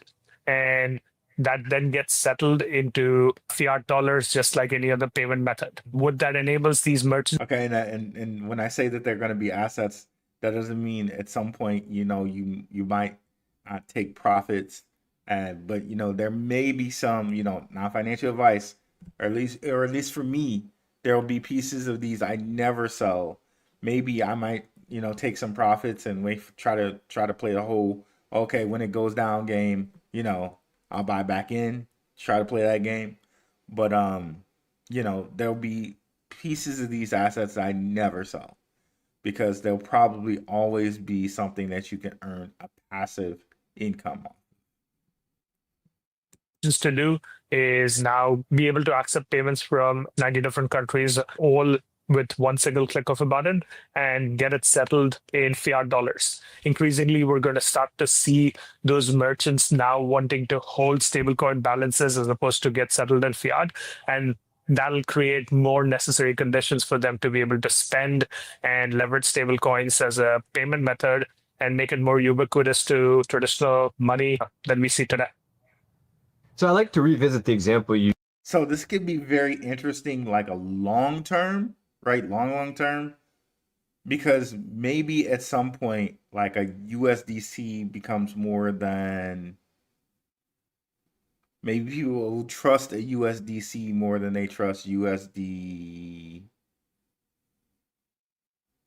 Well, they already trust USDT or USDC more than they do USDT. But at some point, maybe that trust goes to like USDC is worth more than USDT. Or Ripple USD is worth more than USDC. Maybe at some point, these things that are pegged to $1 start to become a little bit like, okay, well, Ripple USD is worth more than everybody else. I could see something like that long term, but that's like way long term, right? You used at the beginning. So you use the example of a contractor that's when they get paid, it takes 6 to 7 days to settle. The process is extremely slow because you have intermediaries in the mix. However, you can pay a 4 or 5% fee to make the process move faster. Now, this resonates with us just because the two main issues we try to solve are eliminating settlement times and fees. That's the premise of our real-time payroll solution. So it's interesting you mentioned that. We've seen that in this generation of. Yep, that's awesome. Reduce payroll time and fees. Employees, the younger generation, whether it's my generation or maybe millennials, they want to get paid as fast as possible. The waiting game is just not an option for them anymore. And if we look at the way the payroll system has been structured the past 7 years, it hasn't changed one bit. So even with all this innovation that we've had in payments over the last 50, 60, 70 years, the payroll system is the same as it's always been. You get paid every time. And I'm glad that they always harp on that. The payroll system is going to need to be revamped, especially if you think about how inflation is hitting. People are really going to need to be paid like immediately. Like that's just really going to need to happen. Imagine a place wanting day workers, right? That day worker cannot wait 2 weeks to get paid now. Like they're going to need to be paid immediately. And with Zebec, you may be able to do that, right? And if things keep inflating the way that they're inflating, regular people are going to need to be paid immediately. And then when you look at how a competitive advantage that's going to be as far as acquiring talent, if I know there's this one company that people get paid immediately and I have that to choose from all the other people, I'm probably going to choose the people that get paid immediately. It's going to be a competitive advantage in the job market as far as acquiring talent. So 2 weeks, which will just boost adoption, by the way. Paid a check, and that's that. There hasn't been any sort of revolutionary solution that's been able to solve or eliminate this problem. So what we've realized is using stable coins eliminates both problems in one. So there are no settlement times and there are no fees. We can completely eliminate that in this instance. Instead of waiting 2 weeks for an employee to get paid, the employee can get paid at any day of the week, whatever they've accrued at any point in time, which we believe is more financially flexible and it gives an employee a healthier financial situation. So we think stablecoins from a cultural standpoint also plays a huge role in the payroll market. And that's one of the key areas of focus we've been working hard on.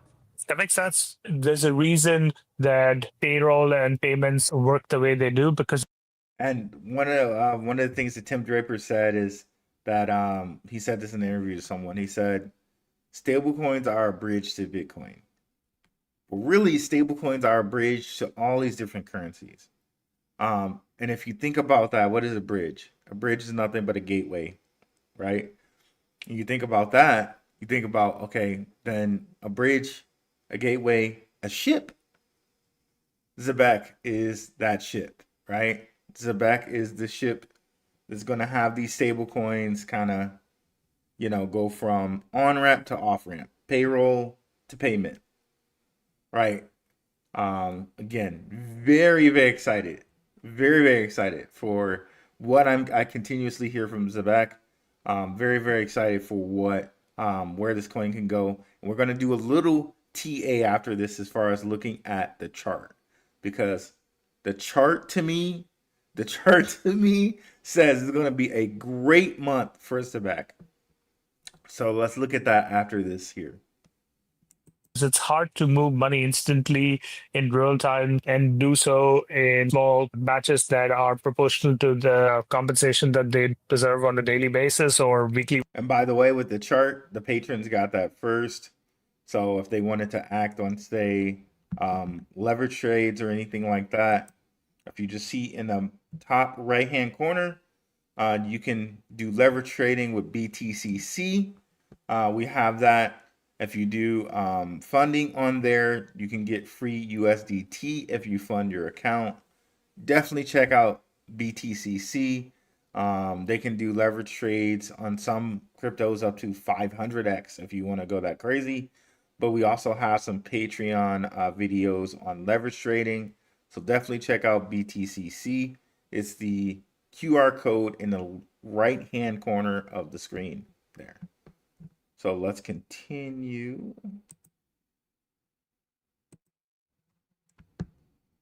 Basis or hourly basis, but blockchain technology enables you to be able to solve all of these problems in a new, unique way.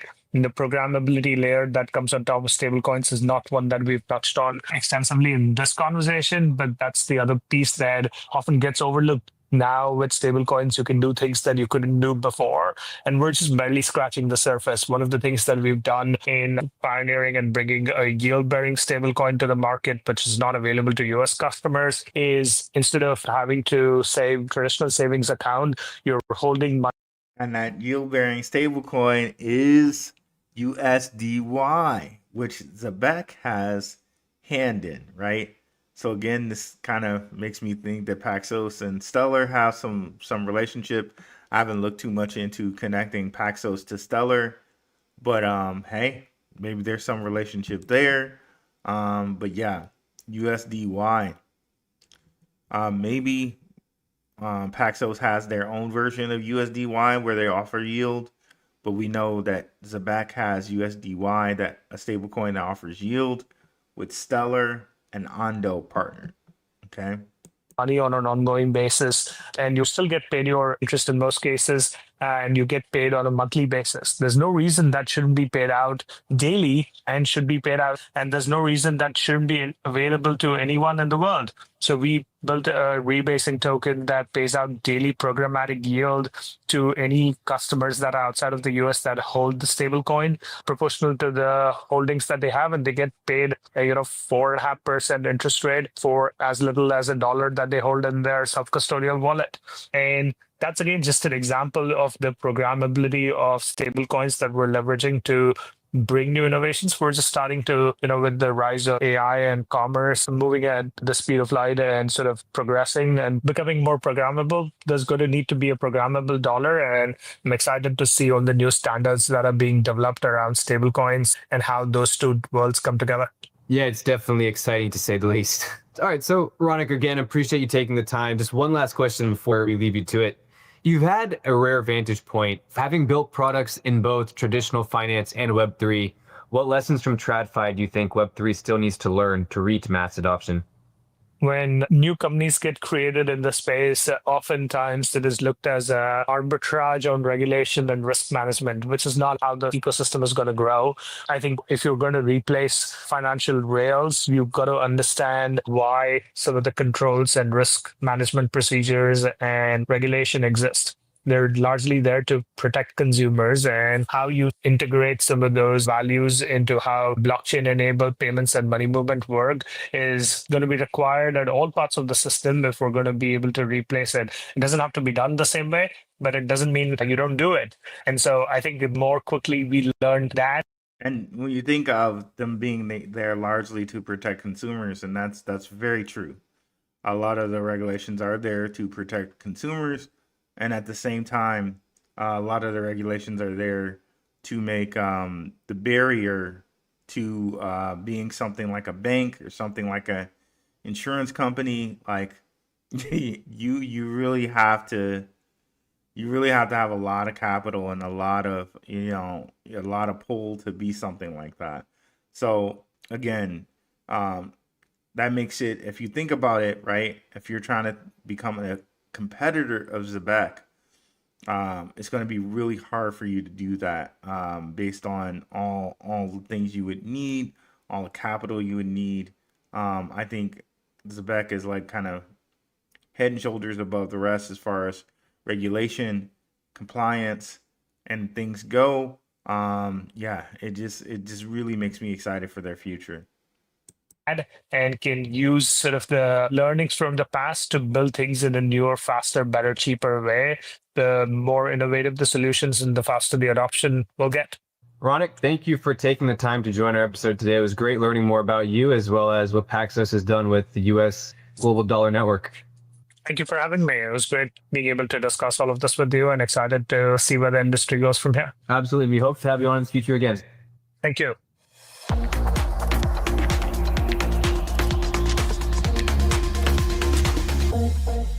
Very cool.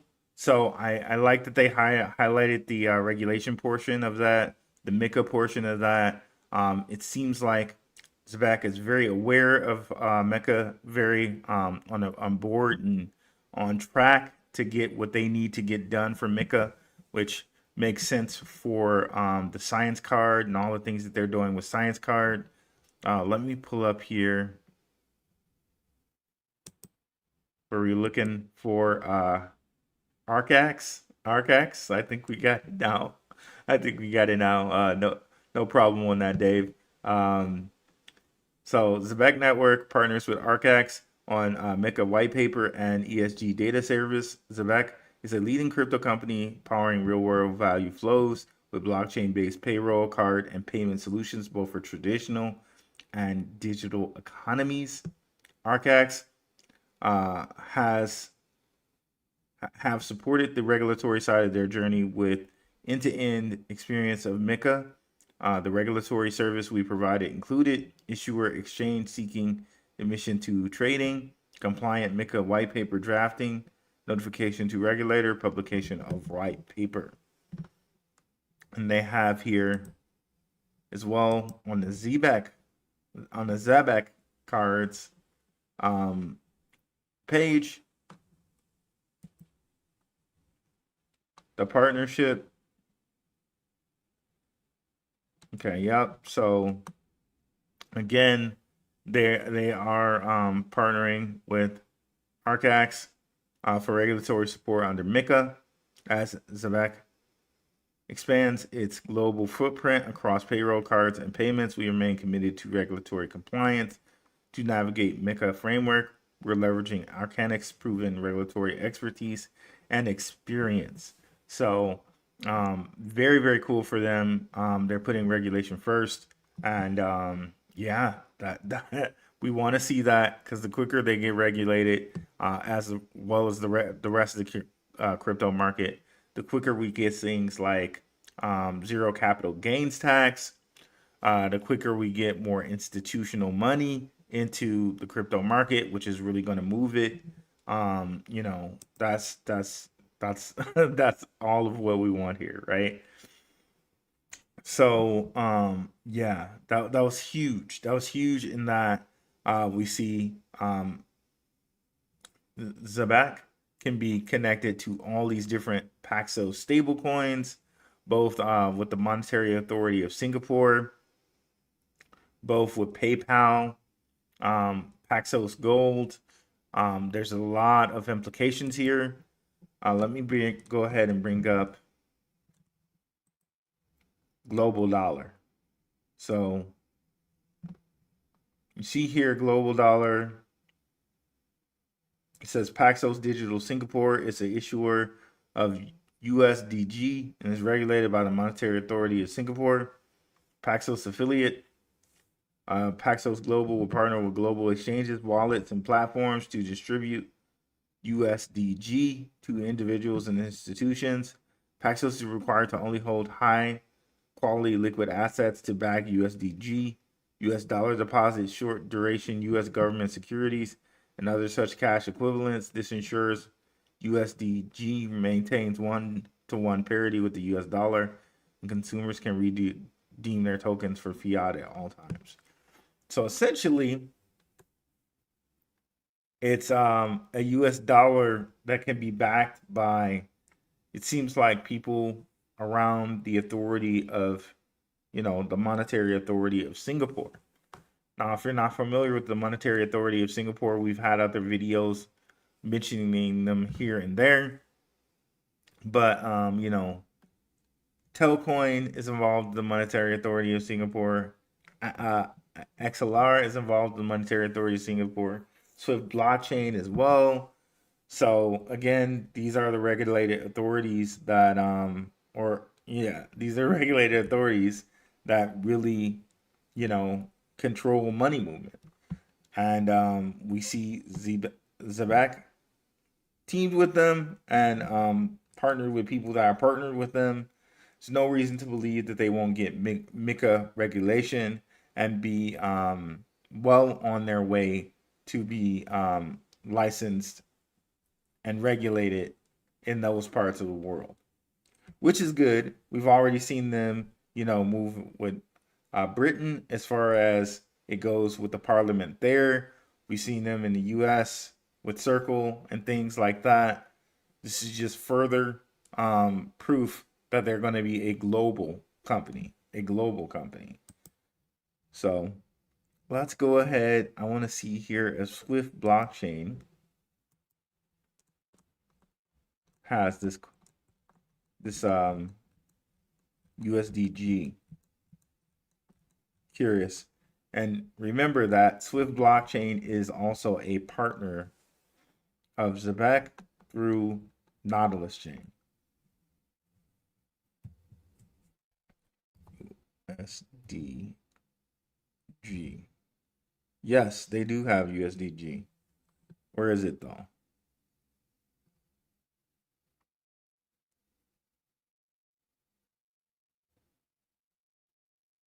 I have it. I just don't see where it's lit up on the screen. Huh.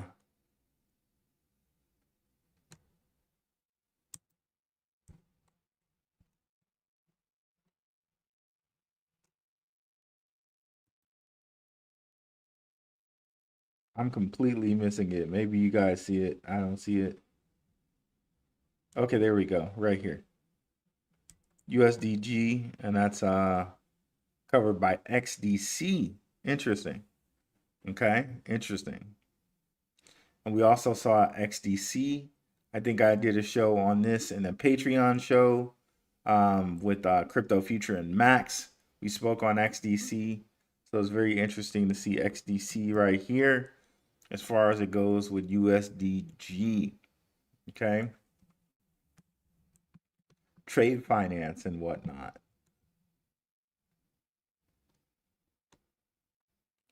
Very, very interesting. Okay, so it's just that one. All right. All right, let's get into our comments, starting from the top.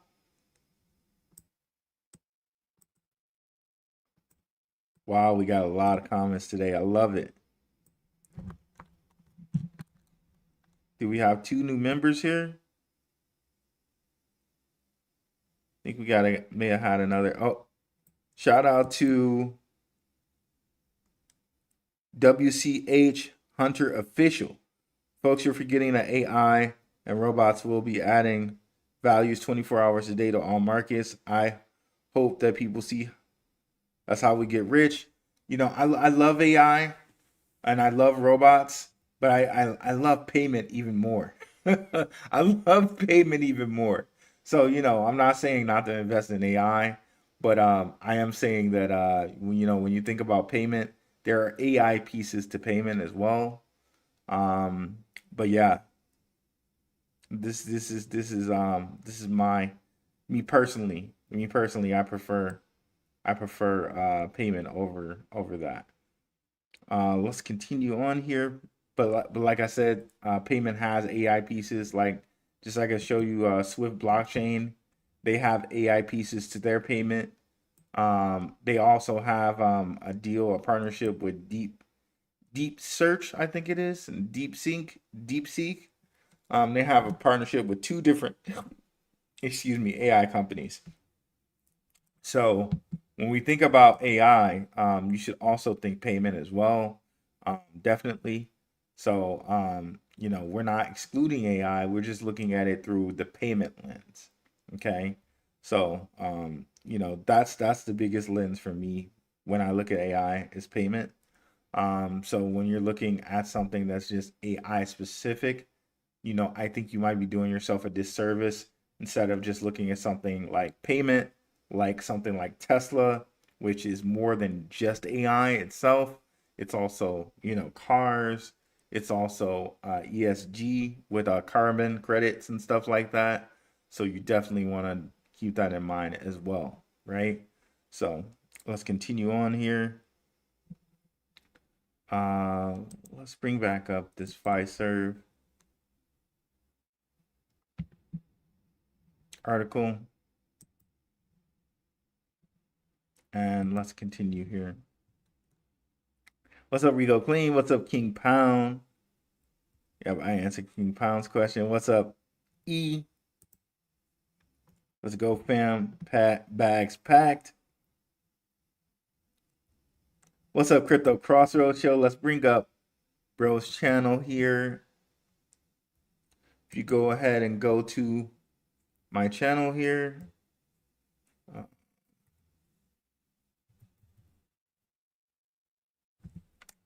Or actually, let me just go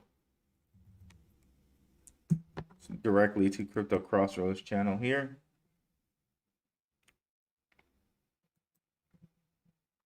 Definitely check bro out. 778 subscribers. And if you're just looking at that, don't worry. He just started his channel a little while ago. Great to see the homepage here. I love it, brother. Let me go look at the videos here.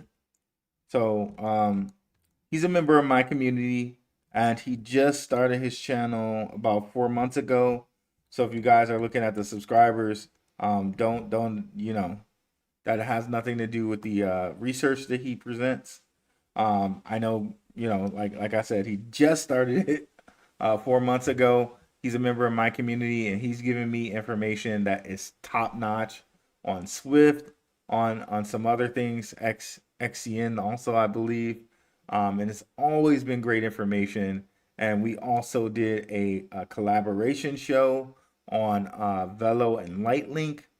As you can see, he has a lot of videos on Lightlink and Velo here, and we've had him on the show. Like I said, definitely check out Crypto Crossroads show. Let's get my brother to 1,000 quickly so he can get monetized and get paid for giving us this really great information here. Latest video here, IXS and XDC. Okay, I'm gonna have to definitely have to check that out. We also have Google and Visa here. Shout out to my brother. Have a real respect for him. Shout out to him. Definitely go like and subscribe if you guys haven't already. All right. Let's go ahead. Let's go ahead and keep bro's channel up.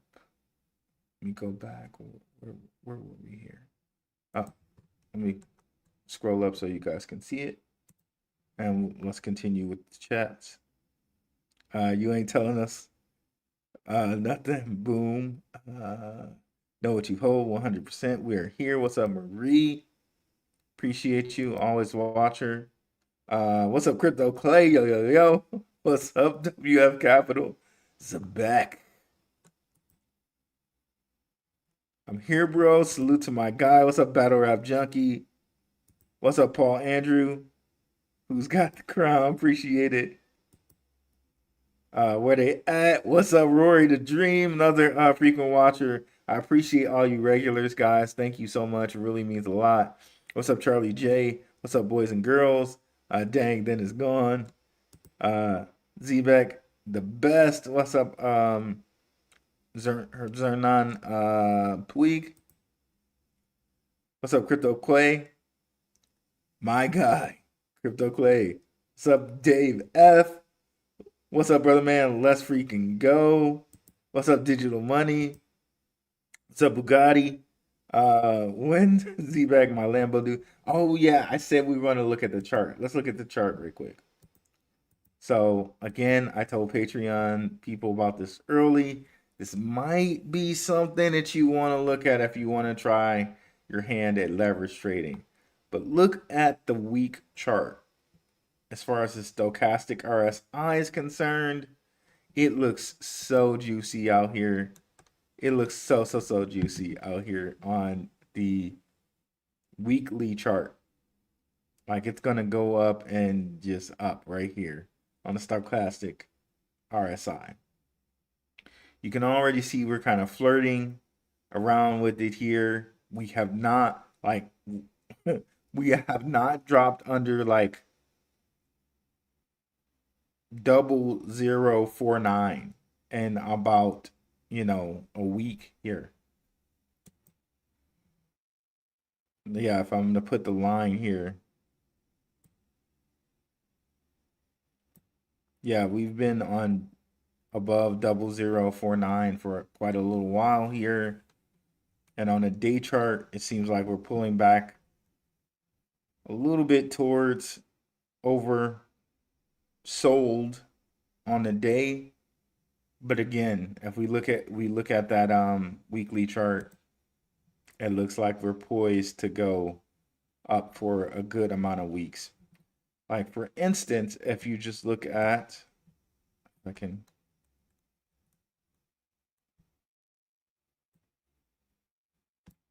let's delete these lower lines here.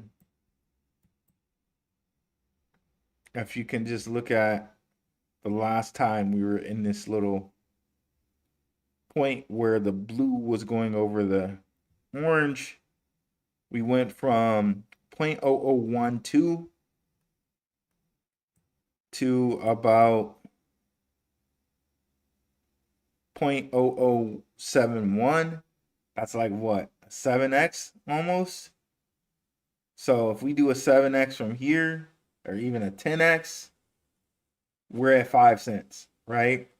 So looks like to me it's going to be a bullish month coming up for Zebec, and I can't wait to see it. I hope we go beyond, even beyond, because I mean you could say we went from 0.008 or 0.007. You could say like if we went all the way back here. So it was more of like probably a 10x, to be honest with you. More like a 10 or 9x, to be honest with you. So let's see if we get that here coming up, man. Let's see. But looks really good to me. Looks really good to me. I thought I was showing that to you. I'm sorry. Let's go back. Where is it? Okay, here we go. So yeah, this is what I'm talking about right here. Looks very juicy on the week chart, stochastic. Let me verify that I'm showing you that now. Yeah, okay.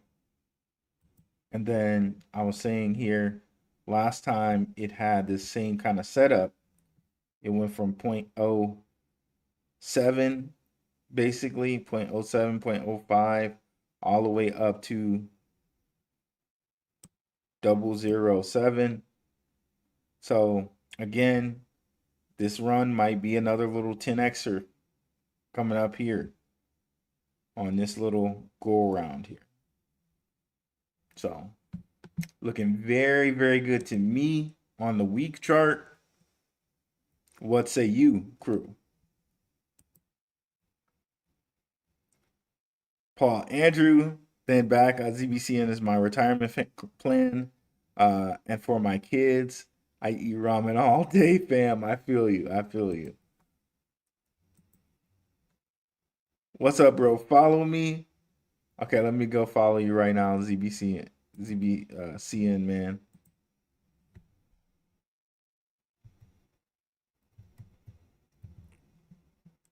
Oh, I follow you already, bro. We follow each other. This is the same ZBCN, man. Yeah, we follow each other.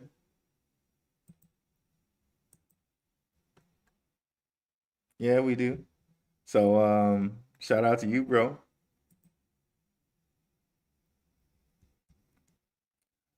Crypto Clay, what was the package arriving at Coinbase? Has anyone figured that out? Ooh, Crypto Clay, I don't know. We appreciate you, Rue. Thank you so much, Renee. Another constant watcher. It was riding on a Zebec. Oh, nice one, bro. Nice.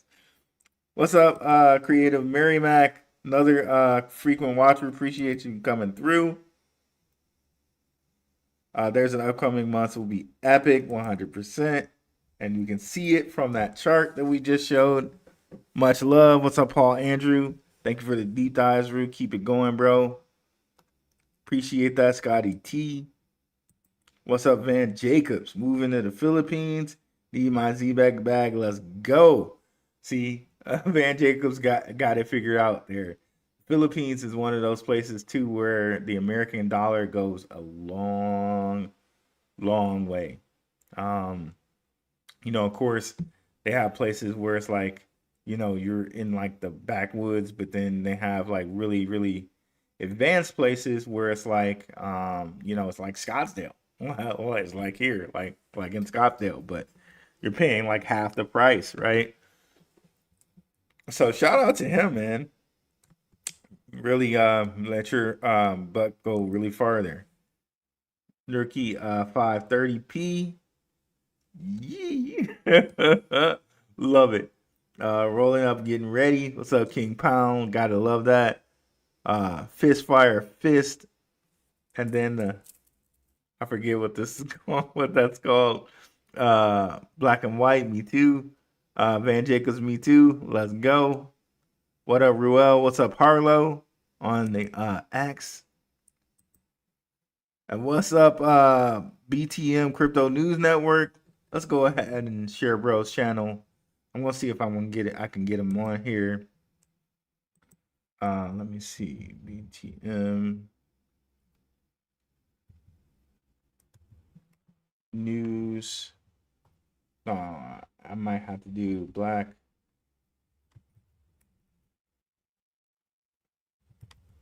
Tiger Miner. What? I thought I was subscribed. We'll subscribe here. We'll subscribe here again. What's up, brother? Yeah, we'll have to get you on the show, brother. It'd be nice to do a show with you. Yeah, definitely go check out his show.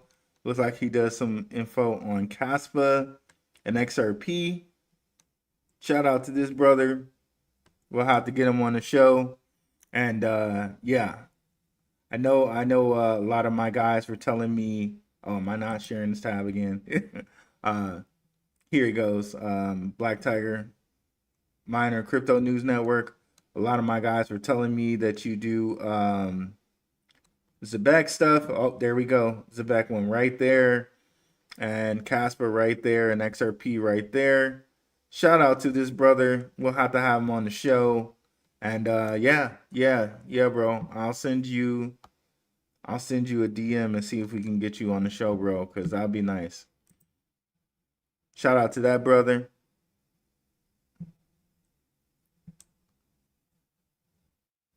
ultra giga mega bullish. Paxos is huge. Crypto play there. Rude boy, let's go. What's up, 19 Jack 92? Let's go. Zebec from Black Tiger Miner there.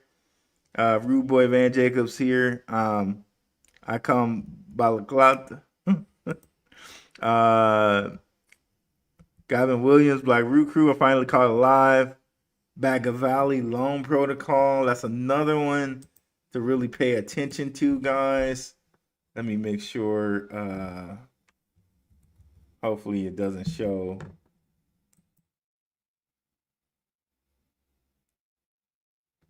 Let me just come over here and make sure I don't mess around and show my wallet here with loan.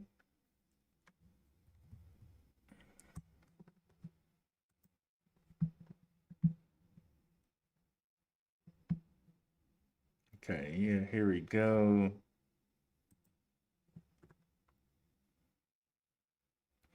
So Ripple, they got it where you can earn 0.51 just from lending. So basically lending is just like you're just putting it on there. It's almost like a staking kind of, really, right? So you make a deposit, you know, don't be like, I'm not the DeFi guru over here, but to me it's just like making a deposit. You're not really, you're lending it for someone else to use. So you're not doing a borrow. And then people who are borrowing, they actually get paid in loan to borrow and the XRP token to borrow. So they're kind of trying to incentivize you to borrow here a little bit, it seems like to me. Yeah, in a couple different places, but with USDT, it seems like they're not incentivizing you to borrow. They want you to actually pay, right, for the stablecoin. So in certain cases, you can actually earn to borrow, which you'd have to talk to a DeFi guru on that. I'm not even sure how that would even work out. You guys would have to talk to a DeFi guru on that. But to me, to just deposit XRP and get paid some loan token there seems like a very nice play, especially if you weren't doing too much with it anyway. And of course, I wouldn't put, like if you were somebody that happened to have like $1 million worth of XRP, obviously I wouldn't probably put it in there because you would mess up the pool, right? But if you wanted to just put a little bit in to earn a little loan token on the side, doesn't seem like a bad idea, right? So the pool's gotten all the way up to $33.6 million, right? That's pretty cool. But yeah, loan is, and it's interesting and telling to me that like 14.4 million of what they're having in this pool is XRP. So over a third of what they have in here is XRP. That's crazy. That's crazy. But yeah, definitely check out the video I had on XPR, and let me actually bring that up here. Definitely you want to come to the channel here and check out the content. We have playlists set up for you guys.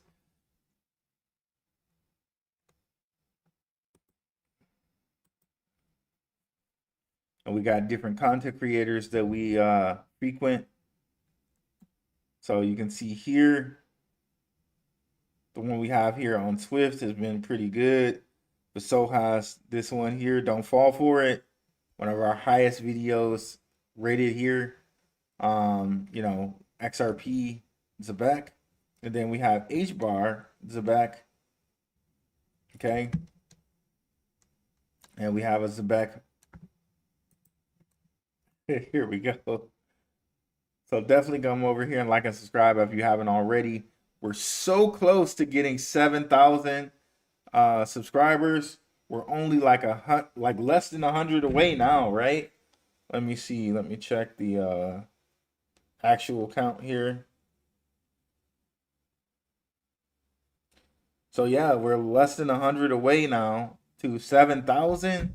That's going to be such a great milestone for me. Yeah, definitely like and subscribe if you guys haven't already, because we're monetized on YouTube. And definitely check out some of the guys we frequent, like Underdog Research Channel. I see Underdog Bro's putting out some more videos now. I know he has a pretty demanding job, so sometimes he takes a little break. Shout out to Shook Focus Digital. Shout out to Maximus Crypto. Shout out to the Mooniverse. Shout out to the Gentleman of Crypto. Shout out to Benzinga, 101 Media, Crypto Future, The Ronin Experience, and Crypto Crossroads Show.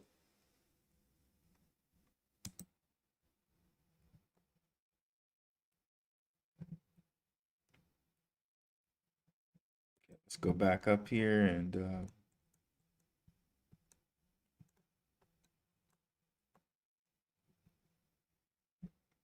continue on.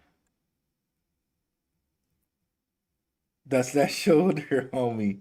XPR and loan nicely, by the way. Yep, and shout out to the patrons. We told you about loan when it was quadruple zeros, when it was 4 zeros. Crazy, bro. And it's still cheap, to be honest with you. It's only like what is it, 3 zeros? It was less than what I bought Zebec at, to be honest with you. I bought Zebec at like 0007, 0009. So people are gonna be mad that they slept on loan token, right? But it's out here. It's out here for you guys to grab. But it's not gonna be that way so long. Oh, it's 0008 now. Okay, so this is around the price I bought Zebec at. So it's 0008 now. That's crazy. That's crazy. And gaining and growing and growing. This is craziness, bro. That's crazy. It's gonna drop that zero pretty soon, y'all. I know my guy Jack Thompson is really loving this. Shout out to Jack Thompson. Zebec, let's go. From Black Tiger Miner there. Zebec partnering with the top movers, all ISO connected. Probably nothing. Crypto Clay, I love it, man. You keep having me rolling over here. You and WF Capital, all y'all be having me rolling, to be honest. XR and Loan have been killing it, especially Loan. XPR. Rue, what up, John? I love to see. I told you. Yeah, man. I thought that would some of the regulars would like that. I thought some of the regulars would really like that. Sometimes I don't like to dust my soldier off, man. Sometimes, my heroes back in the day was Barry Sanders, Steve Eiserman. They were like the quiet stars. Like Barry would just hand the ball to the ref and stuff like that. Sometimes you gotta dust your shoulder off a little bit out here. Information on dates. Hyperbridge Network is a company that connects to Polkadot.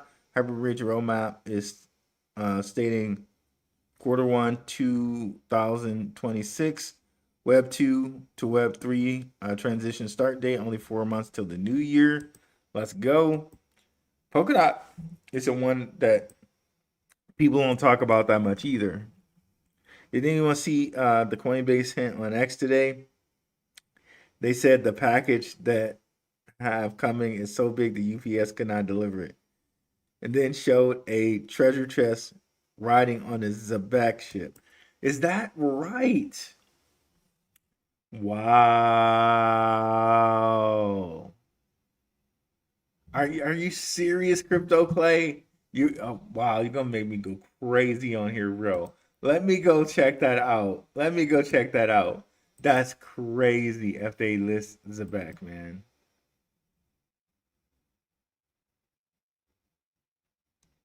That's crazy if they list it. Okay. All right, Coinbase. This is crazy. This is are you oh man, I hope there's no music so I can play it.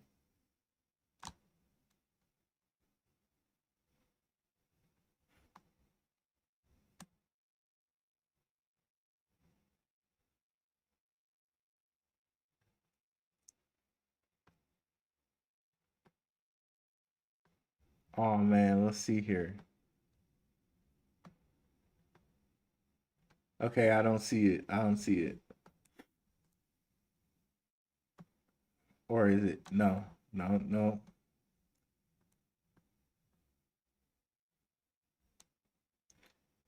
Okay, I'll see if I can find that. That's gonna be crazy, bro.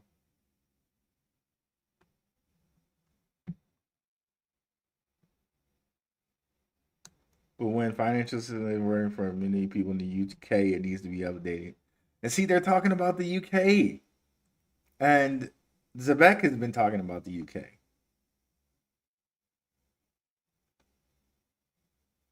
Oh, this is crazy, bro. Okay. I have to figure out where that package thing is. And if it's a treasure chest.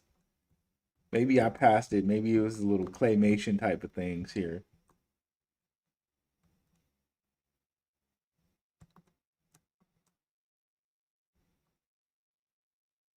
Okay, maybe it was the claymations. Let me know if it's the claymations. Crypto Clay. Please be right again. LOL. New Jersey in the house. John's a new member. BTM, my brother.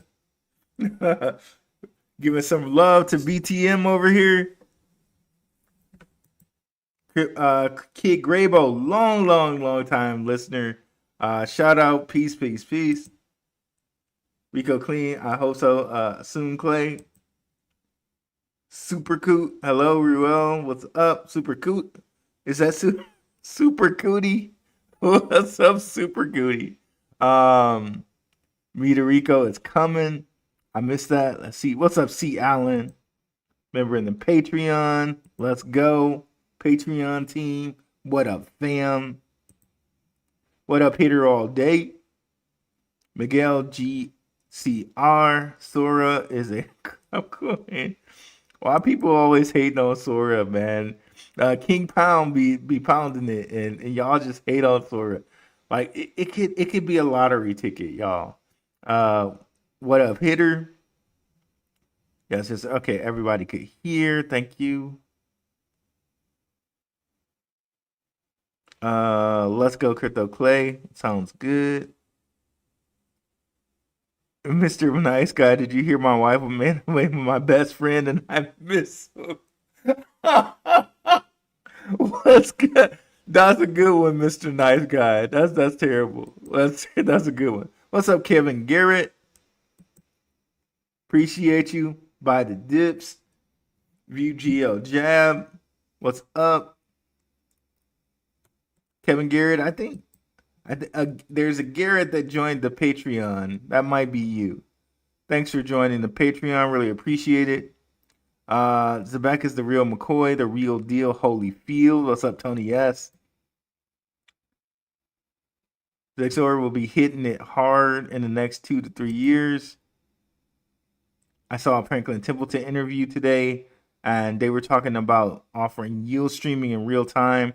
Probably nothing. Zebec. Yes, indeed. What's up, Terrell? What's going on, Terrell 504? And Mr. Nice Guy, another XOR opinion. What's up, Ocean View Coffee Shop? Yes, Clay, they're killing it, telling us and all. Yes, Clay, they're telling us in all of these interviews. I hear it. Thank you for reposting this stream, David Kirk. Chicago Chip, what's your price prediction for ZBCN by the end of December? Over 5 cents. Over 5 cents for sure. I love how Root gets in there, baby. Best connector dots in the game. Smash the likes, family. Triple fired. Let's see here. What's up, Jose De La Torre in the house? What's up, Ruel? Greetings, my brother. Buying a dibs player. ZBCN network is cool as the other side of the pillow.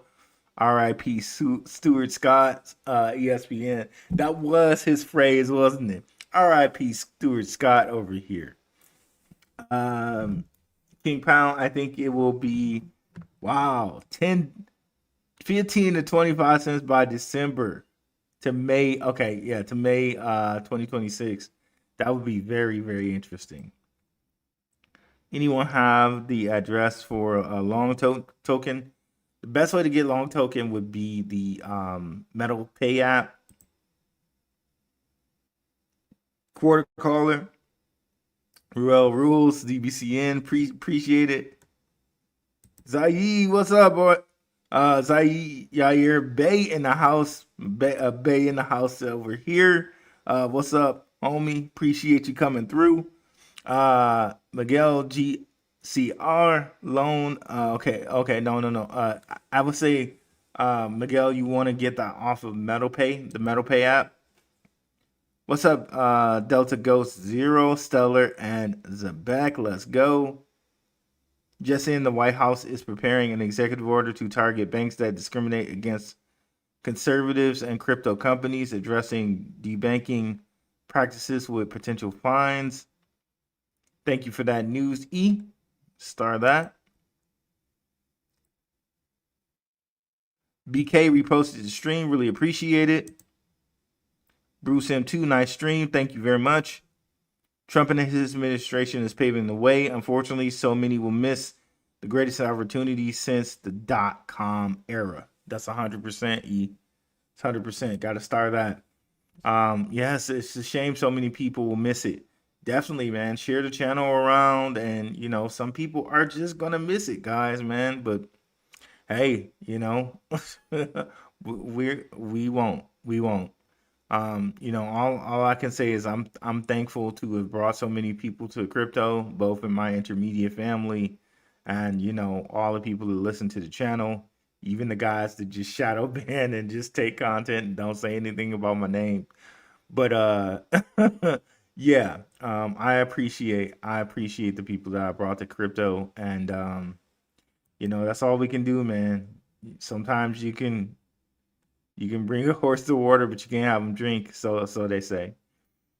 Reminds me so much of XRP in the early days. 100% just queening. 100% it does. It reminds me so much of XRP back in the day. King Pound 1. Let's see if Trump gets rid of those capital gains tax. Missouri is the only state so far. That's interesting. I didn't know Missouri had already done that. Dreamer, we might have to rethink price targets in the back. This bull market, we just might. Maybe it gets to 10 or 15, which it sounds crazy, but then that's only like what? That's probably only around like 10 billion market cap, which again, that sounds crazy, but I think we can get there. We'll look at market cap of in the second here. Rate cuts coming in September and winter. Zebec getting Mika. Then November for ISO will shed. We'll go the Milky Way. Yep. I honestly think this November things will go crazy, and I really think we haven't seen the effects of ISO in America yet. We have not seen those kick in yet. Coming up soon, like the new moon is coming up soon, right? Or the full moon is coming up soon. Things tend to run during the full moon up, right? So coming up 8, 9, I think we see things move. Excuse me. So in 5 days, right? Could this be a leverage opportunity? Again, right over here. You can get your BTCC account right over there. So, you know, it's another way to help the channel in doing something you were going to do anyway. So, let's go back to this. Thank you, sir. We're going to have to get together. That's going to be really nice to have BTM on the channel, guys.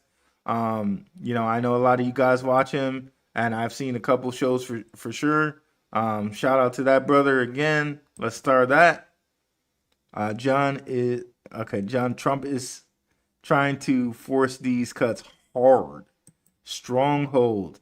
Yeah, there's some stronghold nudes that came out. I'm gonna have to do a separate show on it, but I'll tell you guys, since I know don't everybody watch 2 hours and 19 minutes in anyway. So I'll do a separate show on it. But let me go ahead and show you guys right quick. Of course, I told the patrons this right away when I saw it. You know, again, we have custom groups in the Patreon where I share information to the Patreon people. Let's bring this up. So the patrons got this information first. Shout out to, let me scroll down and get it here. Wow, I made a lot of posts when I came back home. Right here. Shout out to Mind Crypto. Shout out to Green Knuckles. He's one of the best SHX researchers out here. If you guys aren't following him on SHX, you're truly missing out. Shout out to Dylan Coles. He follows me. He mentions me in different posts, man. I hope he gets to see this because you know, he's one of the really good Twitter followers out there. Bro should have even more followers than this. Shout out to Green Knuckles. Shout out to Dylan Coles out here. Really appreciate your work. I really appreciate you tagging me and stuff, man. So Mind Crypto, he says, from Stronghold X Team Wallet to 3 wallets to deposit to Falcon X. Now, this is not Falcon X coin. This is Falcon X. The people that handle 30% of Bitcoin's ETF creations. So he's speculating maybe Stronghold might be put in an ETF soon. Stronghold just seen a wallet linked to Stronghold team move more than 5.74 USDC and then 3.09 ETH to Falcon X in the last 4 days. Timing's wild. Right after the ETF chatter, could this be a prep for an SHX ETF? Falcon X handled 30% of BTC ETF creations last year. I'm going to do a whole show on this because they also put out some information. They put out a short show, Stronghold did, on ETFs. So maybe they were just like hinting at it already. Man, if Stronghold gets listed in the ETF, man, they already did the escrow thing. Man, Stronghold might go to $1, man. I'm not even kidding. I'm not even kidding. And all these different exchanges have picked up Stronghold within the last, they haven't listed it yet, but on the Stronghold ledger, all these different exchanges have picked up Stronghold. It's about to go down for Stronghold for sure. Like crazy about to go down for Stronghold. Like, let's go look at the price. Because all of a sudden, Stronghold's price just spiked it spiked up to 3 really, really quickly. And then went down. Let's see. Okay, let's share this tab here. So you can see here where it kind of spiked all the way up to almost 3. Somebody knew something like here, July 21st, which is a jackpot day, if you can think about it that way, really, because 3 times 7 is 21. So on 7 on 7/21/25, which 2 plus 5 is another 7. So on 7/21/7. So like literally like what? That's like 5 sevens. This went all the way up to 3, right? So somebody knew something, I think, there. Man, Stronghold, it'd be crazy if it goes to $1, but that's only a 50x from here. Man, I'm seriously thinking that Stronghold might go to $1. And it'd be crazy if we see it in the ETF. But I'm going to do a separate show on that.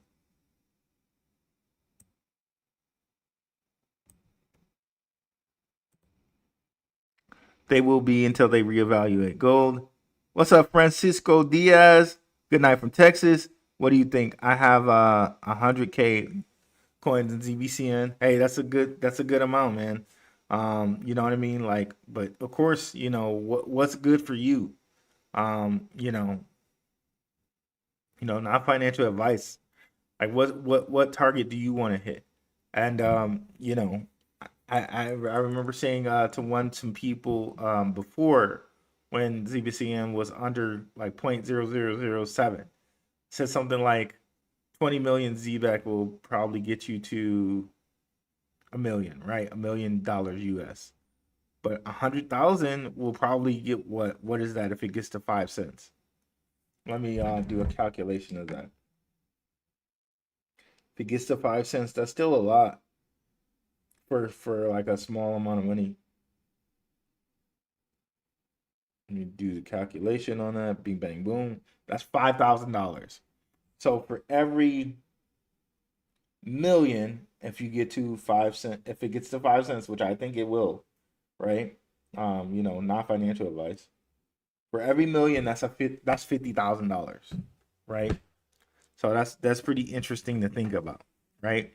And then if you're staking, you're gonna get some quote unquote free ZBCN that way, right? But that means we are in a great spot, 100%. Tony Clay, Yazid, and QC, what's up? Okay, see, the communities are uniting here. Communities are united here. That's cool, man. That's cool. Everything and whatever we haven't thought out yet will be tokenized. 100%. Star that. Star this one as well. Loan leading all horses, 100%. We're still very early in global adoption. And by the way, here with loan, you can also stake your loan and get extra loan here too. So that's something to think about. I probably need to be staking my loan right now, to be honest with you. And I'm not. I'm probably going to do that after we get off the show. I'm probably going to do that for real, for real. Yeah, I need to be doing that. I need to be doing that for real. Okay. So, yeah. Okay. So, yeah. So, and if you have a little bit of XRP, a little bit of Litecoin, that's another way you can kind of pick up some loan just off the strength of this. So, yeah. Let's go back here. There's a reason why World Liberty Financial is not buying tons of XRP like the rest of the family. Pay attention. They will be using it in the government. Interesting. Sub BTM, bruh. Quarter caller. And so we got a lot of crossover here with BTM. We definitely gotta have them on. Tell them Blackrue. Zebec to the moon. Let's go, brother. Dave F. Ready, brother. Wondering what will happen to PayPal actually in the future. Their options are buns. Eric Trump will not even say the letters XRP. Do you think it's because they're stupid and think XRP sucks? No. Definitely not. And I've shown you guys, like, let's bring it up. Like, that Trump family has definitely had connections with XRP in the past. Like,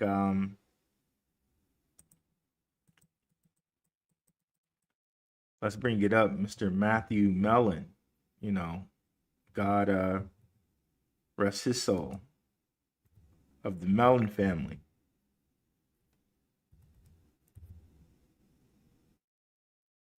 Which,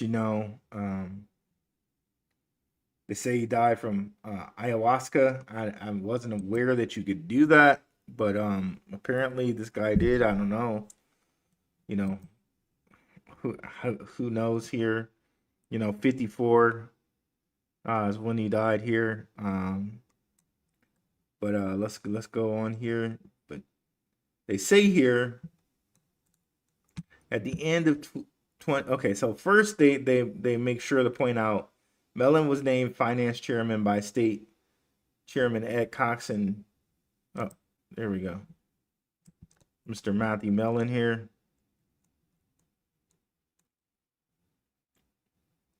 In February 2018, Forbes magazine reported that Mellon's $2 million investment in cryptocurrency XRP turned into a $1 billion fortune.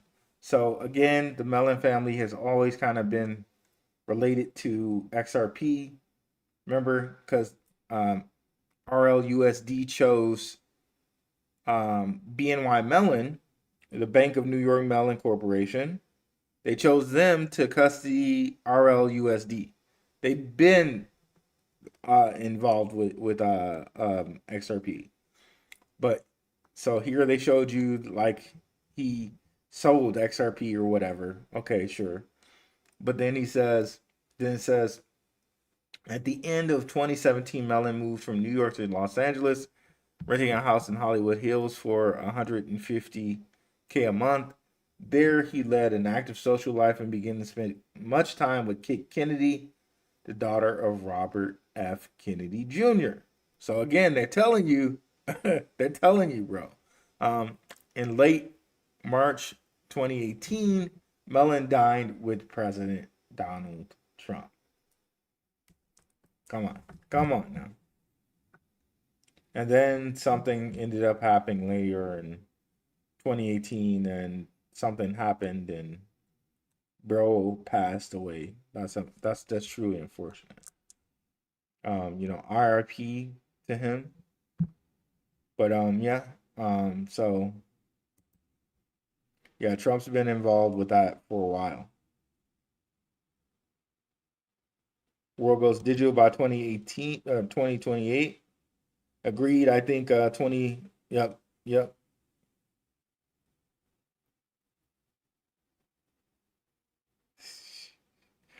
I love that, John.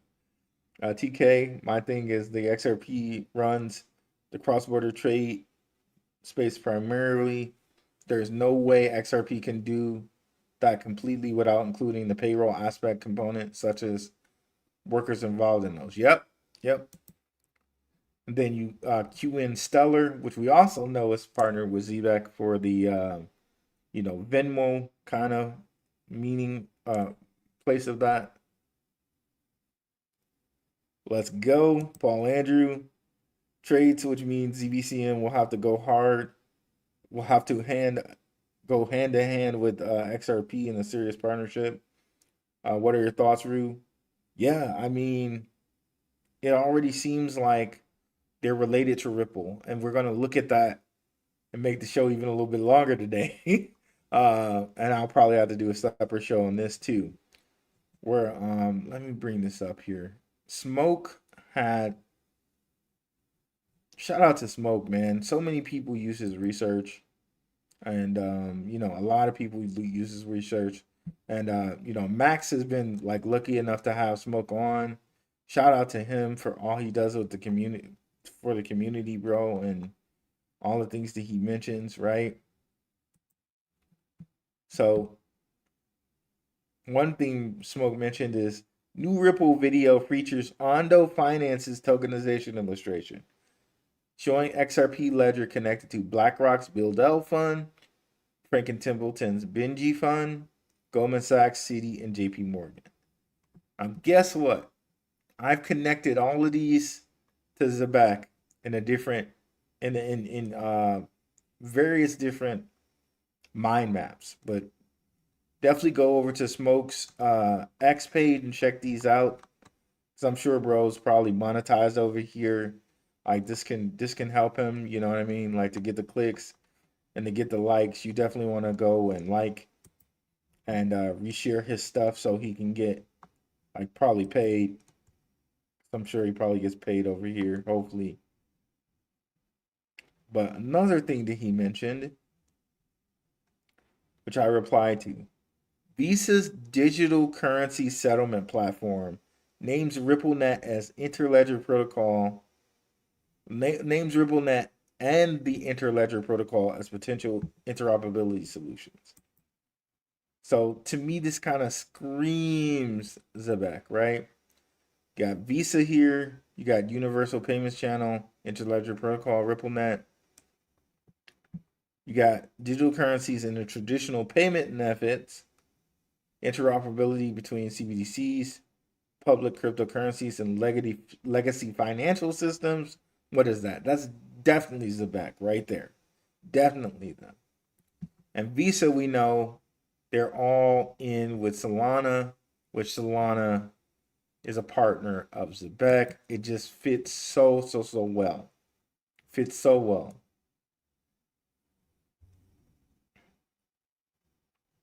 And I think he also connected Visa to Coinbase, which we know Coinbase is connected to Zebec as one of its partners, Coinbase Ventures. So there's a lot to like there too. What's up, Phantom Beat? Hey, what's up, Joey? Black Prince is killing it. Phantom Beat and Joey, two longtime regulars of the show as well. Joey has crowned me the Black Prince of Crypto. I might have to have like a shirt or a crown made up for that, bro. I appreciate it. Most want to see the value price. Wait till everyone says it's valuable. Right? That's a good point right there. WC Hunter Official. Yeah, most want to see the value and price, but wait till everyone says it's valuable. That's hilarious the way you put that. I love that, bro. Star right there. The R's should remain unmentionable. Keep them off the radar. I know what you mean by the R's, John. I'm just gonna keep going, bro. I'm gonna keep going. Don't be shy now, brother. I agree, TK. Let's go, brother. ZBCN needs Ripple liquidity 100%. That's what I'm talking about. I agree with it. Even with the competition. Let's see. Yep, 5 cents should be attainable. Let's hold. No tribalism either. What's up, Cloud99? Lead the way. Crypto Clay, boom. Government payroll incoming 100%. Doubled my ZBCN yesterday. What's up, Gavin Wells? ZBCN $3.50 next year for sure. Once this show gets rolling. Tamani.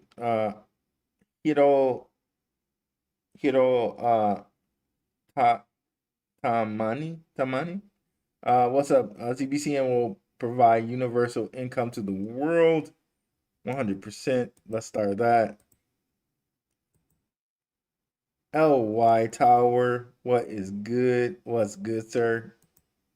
Jago Gaming, Zebec, the future of payroll, another regular watcher. Appreciate you coming through again, as well as LY Tower. 350's event is CBCN has to be peace to the world. 100%. We'll be happy if we even see a penny. What's up, Salamander? We're going to see a penny. Yeah, we're going to see a penny, might be even before the next month's over. And if that whole thing about Coinbase is true, the Crypto Clay was talking about, I'm going to look for that. Oh, man, that will be huge. That'll be huge. Just wait till they tokenize the entire stock market and all payroll of Europe and other regions. I hope so soon. Okay, let's see here. All right, guys, I'm my voice is about to kill me again. Let me see how far we can get in these comments. I also need to hit some food before I go to bed here. What's up, Mark Pora? Let's see. Rube, do you see any possible crypto competitor to ZBCN? Do you think ZBCN Zebec can take the entire trillion payroll industry once everything is tokenized? I don't see any competitors at this point. I know there was one such company, which I don't think they're like publicly traded or anything, but there's some AI company that claims to do what close to what Zebec does. I don't think it's a real threat in my mind, to be honest, because we already have the SOC, we have the Circle. Through Circle, we may have the ISO already. They've already been through, different audits and everything. I don't see anyone really trying to be like a real competitor to them for real. Let's see here. What's up, Mark Pora? In a few weeks, Zebec will start getting exponentially more attention. Everyone in crypto that has been should be interested. 100%.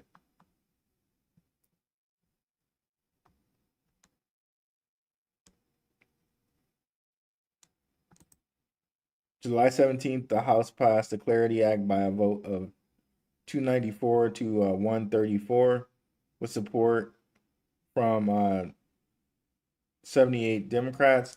But did Trump sign it yet? Because I think you need to pass the House and pass the Senate, and then Trump has to sign it. That's what I think. I could be wrong there.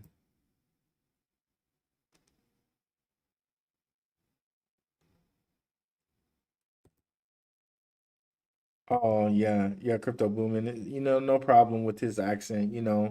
Um, I'm sure some people have problems with my accent, right?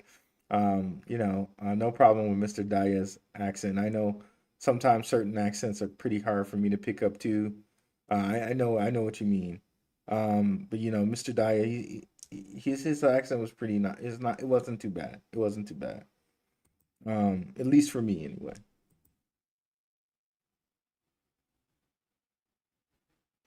Name the game is to lead you one way, then tell you at the end, I lied. I have most of the bag. Want to buy some for me? Yeah, right? That's why I like, and I know like people like don't like this, but different people say this too, like Cat Williams or something. Like Cat Williams, I think he says like if like when you have a hater, you really made it or something like that. When people started to come out and like FUD ZBCN so hard, I'm like, okay, yeah, we found a good one. We found the good one because it's so good that people had to come out and say stupid stuff about it. You know what I mean? Because look at all the different coins like Bitcoin, Solana, XRP, Stellar, all of them. All of them have had haters come out and say different things. Like, what did Jamie Dimon say? Bitcoin's a pet rock. All this different things about Ethereum killers, and Ethereum just keeps moving forward. People talking about XRP and like it's never gonna make it. It's a banker's coin. The banks will never use it. And then so both it's a banker's coin and then the banks will never use it. Both different pieces of FUD was said about XRP at one time. And Stellar people don't even mention it. But I heard one guy who's a big guy in the space, a huge guy in the space, say that XRP and Stellar were ghost chains, which is clearly not the case. But at this time, XRP was like 30 cents at this time, and this guy was up here saying that. I know, and Like I'm telling you, like so when I knew when ZBCN started getting hate, I'm like, okay, we're on to something right here. We're really on to something. What's up, B Brathwaite? Appreciate you, brother. What's up, OG Crypto? What's up, Sharmizdle?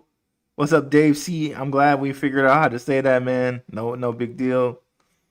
Good luck, ZBCN. Keep loading up next year soon. Thank you for another super chat. WC Hunter Official. What's up, Super Nerf?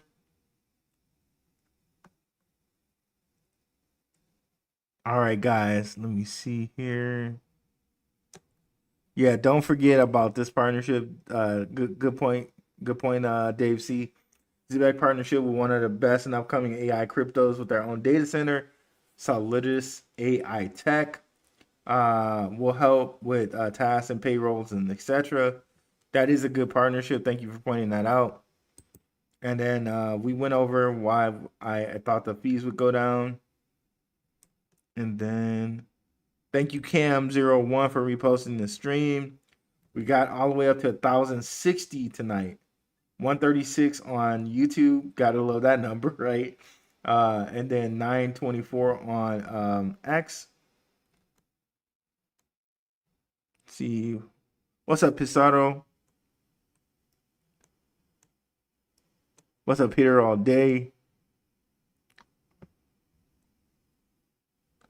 Yeah, Songbird. That's another one to kind of look out for, guys. Songbird and of course Flare.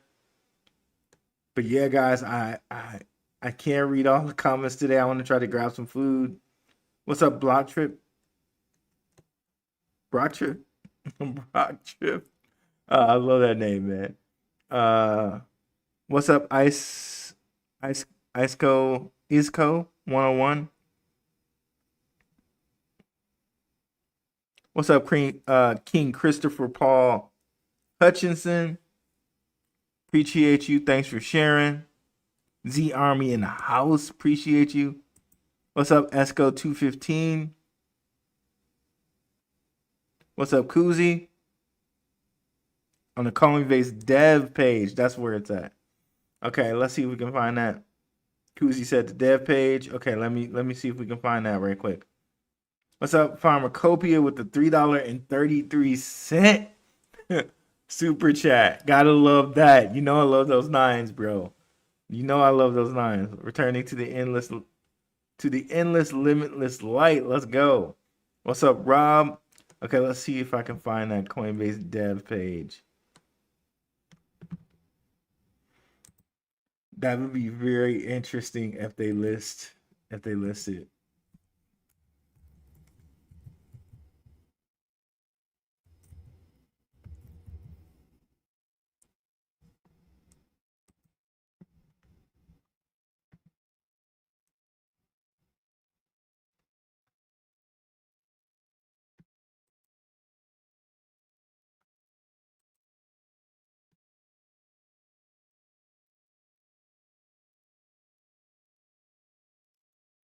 That's crazy.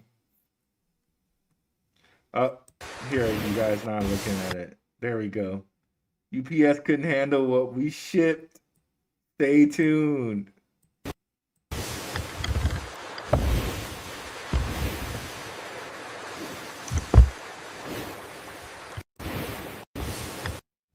Is this an official page? Looks official, maybe. Powering a global community of developers. Building on chain. We are hiring. Looks kind of official. What's in the box? Let's see what people are saying about this.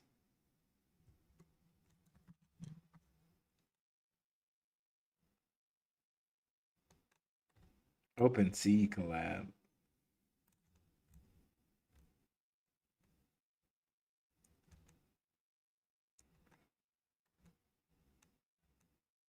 I'm surprised nobody said Zebec.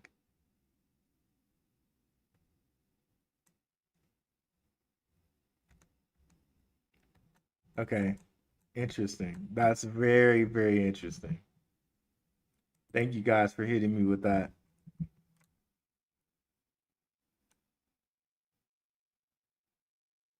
What's up, Crypto X-Men? Big props for the massive amount of research you've done on ZBCN. Patience is all we need, 100%. What's up, Bullish Choices?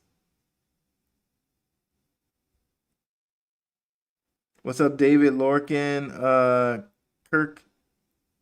Kirky?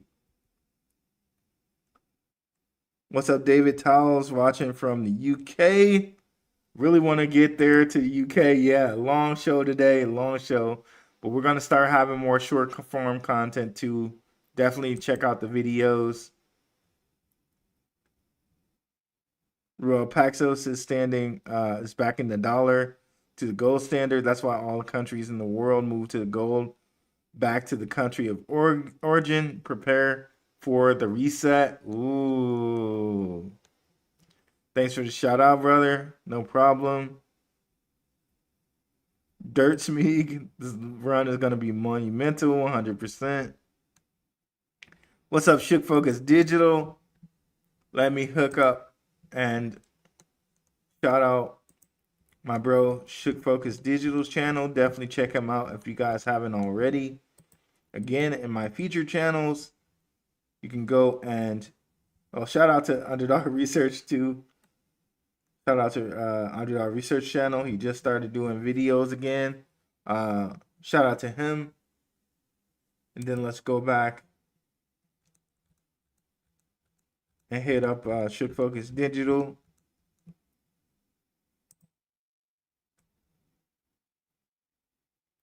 The quintessential XCN researcher. Definitely go check out his videos on XCN if you haven't already. Honest Coin leading from the back. Like a lot of the research that people have put out on XCN, let me just say it that way, has been from Shook Focus Digital. So definitely check our brother out. Definitely check out his XPR video. And you can see here, I caught some of his Onyx Coin videos right here. Definitely check out brother Shook Focus Digital. And Underdog Research Channel did a lot of our research on Swift together, and we actually did some collaboration shows. So trust me when I say Shook Focus Digital's research is top notch. Is top notch. Trust me on that one. He's also a loyal member of my Patreon, and I'm a loyal member of his as well. So definitely check out Shook.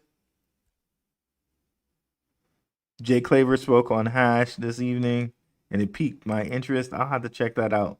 Jay Claver, I checked out his channel. He does good work, man. He does good work. And bro has a whole Ascension group where he custodies XRP.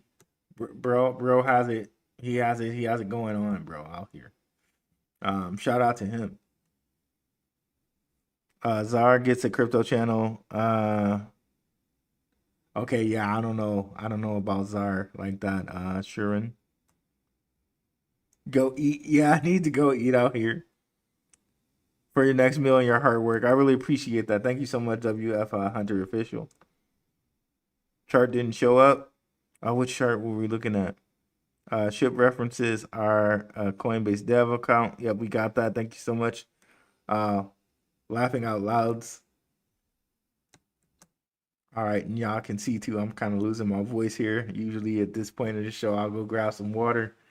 But it's already 9:22, so I better grab that food. Thank you guys so much. I really appreciate it when we get over 1,000 views live, and we got that today. If you made it to the end, please put into the show Paxos, and I will know that you made it to the end. So as soon as the live stream ends, if you put it into the comments, Paxos on the show after the live stream ends, it will help spread the show around. We're looking to get to 7,000 subscribers. And like I said, I've watched I look at the analytics, and over like 12K or 14K people are watching the show. So half you guys are not subscribed. Definitely subscribe. If you haven't already. We're out of here, guys. Peace.